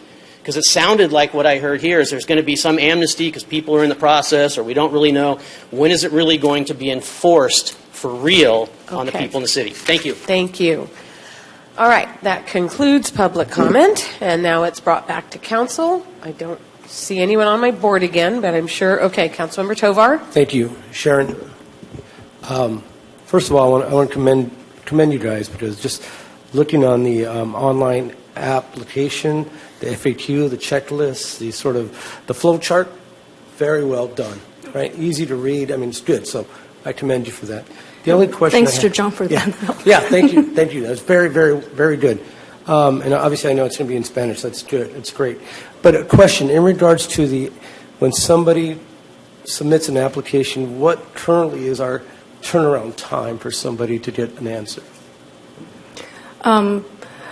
Currently, we're still doing the outreach. Right. So, when someone comes in, we'll be talking to them right at the counter to assist them with all the information they need to provide to us. And if they're able to provide the counter, we will review it there with them. But we also envision we might have to go actually visit the site, the location, so that might have. I'm not sure it will be done at the moment, but could be so there'll be those special appointment. circumstances where you may have to look at where I'm at, do all that, and then that may take time. But if I come in, I have everything in place, you're telling me I'll get an answer right then and there? That's what we're going to strive for, because I think there are going to be a lot of kind of questions to answer back and forth, and that'll be the most efficient way. And yes, good. Thank you, and again, great job, guys. Thank you. Councilmember Klein. Yeah, I think my only concern is the enforcement having enough with all that we have to do now that our levels are back where it was before, and at that point we're at 3.25 or whatever that was.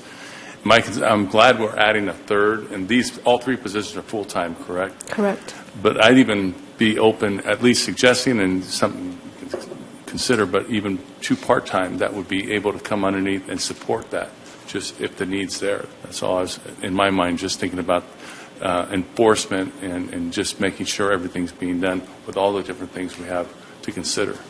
So, thank you. Okay. If there are no other comments, then I'm looking for a motion. The first. Okay, that would be a motion to adopt a resolution establishing a permit application fee. Do I need to take these all separately? Yes. Okay. Motion to adopt a resolution establishing a permit application fee and annual renewal fee for sidewalk vending. Motion made by Councilmember Bracco and seconded by Councilmember Tovar. This is a roll call vote. Councilmember Almaderis? Yes. Councilmember Bracco? Yes. Councilmember Klein? yes. Councilmember Hilton? Aye. Councilmember Marks? Yes. Councilmember Tovar? Yes. And Mayor Blankley? Yes. I believe that was unanimous. Yes? Okay. Okay. Second would be a motion to approve the addition? Second.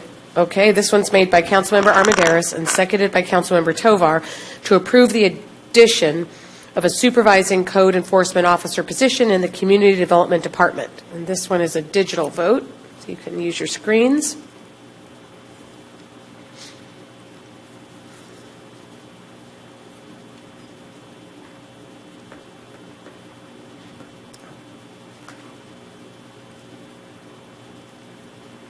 Okay, that passed unanimously. And lastly, do I have a motion to adopt a resolution approving the updated position control list? So moved. Okay, so made by Councilmember Armendariz and seconded by Councilmember Bracco. Councilmember Klein, you'll get it there. You'll get faster. Okay. All right. Roll call vote. You can be like me and just never make the motion. I know. Councilmember Armendariz? Yes. Councilmember Bracco? Councilmember Klein? Yes. Councilmember Hilton? Aye. Councilmember Marks? Yes. Councilmember Yes. Savat? And Mayor Blankley? Yes, that too was unanimous. Okay, that brings us to City Administrator's reports on the 2023 Aquatic Center season recap. Thank you, Madam Mayor. Real quickly, I just want to give one reminder that the Uvis Creek cleanup, part of our Fight Dirty campaign, Love Gilroy, is this Saturday, September 23rd at 9 o'clock. The meeting point is Solosano Middle School, so please come out, even if you can only give a little bit of time. There's a lot to be picked up. Second, I just wanted to thank the Senior Center and our Recreation Manager, Adam Hennig, for a really nice event last Friday. The Ted Carpinetti room dedication was there. I met a lot of really nice people, including Ted's family. Ted lived to be 105, and I believe he drove until he was 102. So that's my goal as well, and it was really one of those nice events to go to. Okay, so lastly, I have a message here from Recreation Manager Adam Hennig with a quick report on how our swimming season went, and so I'll just read that to you verbatim. The 2023 swim season came to an end on Labor Day weekend. More than 6,000 users, 90% of which were Gilroy residents, attended the Aquatic Center this summer. Total attendance increased from about 6,100 to 6,300. And with the activation of water slides this year, the gate entry increased by about 5%. The aquatics program was able to hand out 30 scholarships for youth swimming lessons. And the pool was, this year, again, operated, second year of our agreement with Swimming Swan. So it has gotten better and better. They've gotten better at their work, and we're looking forward to perhaps extending that contract with them, as this has been a successful way to operate our aquatics program. Given the challenges that we had with labor and staffing and such, they've seemed to be able to handle it. So that concludes my report, Madam Mayor. Thank you. All right, City Attorney's reports. I have a question, Mayor. Oh, sorry, Councilmember Armendariz. Mm-hmm. Jimmy, I heard from folks who went every day just some really great things about it, and they really enjoyed it, and staff and the affordability of the snack bar and the way staff interacted, so I appreciate that. But they also, there was some chatter from folks about it closing earlier than had been advertised. Is that true? And can you tell me why? I've heard that before, and typically the number one reason is that they hire a lot of kids that go to school, and they can't always predict when those kids are going to take off for school, but I could double check to see why it did close early. But in the past, that has been one of the reasons. Okay. And then the other question was, will there be like services for seniors, like senior swims and things like that? Well, that's one thing we were hoping to do with this vendor. They started off of doing the 2 summers for youth and open swim, but the goal is to expand programming back to where we had it pre-pandemic. So yes. Okay. Thank you. Okay, City Attorney's reports. Not unless you want to hear more about public contracting. Yeah, no. Okay. All right. We heard enough. Okay, then with that, council meeting is adjourning at 8:58 p.m.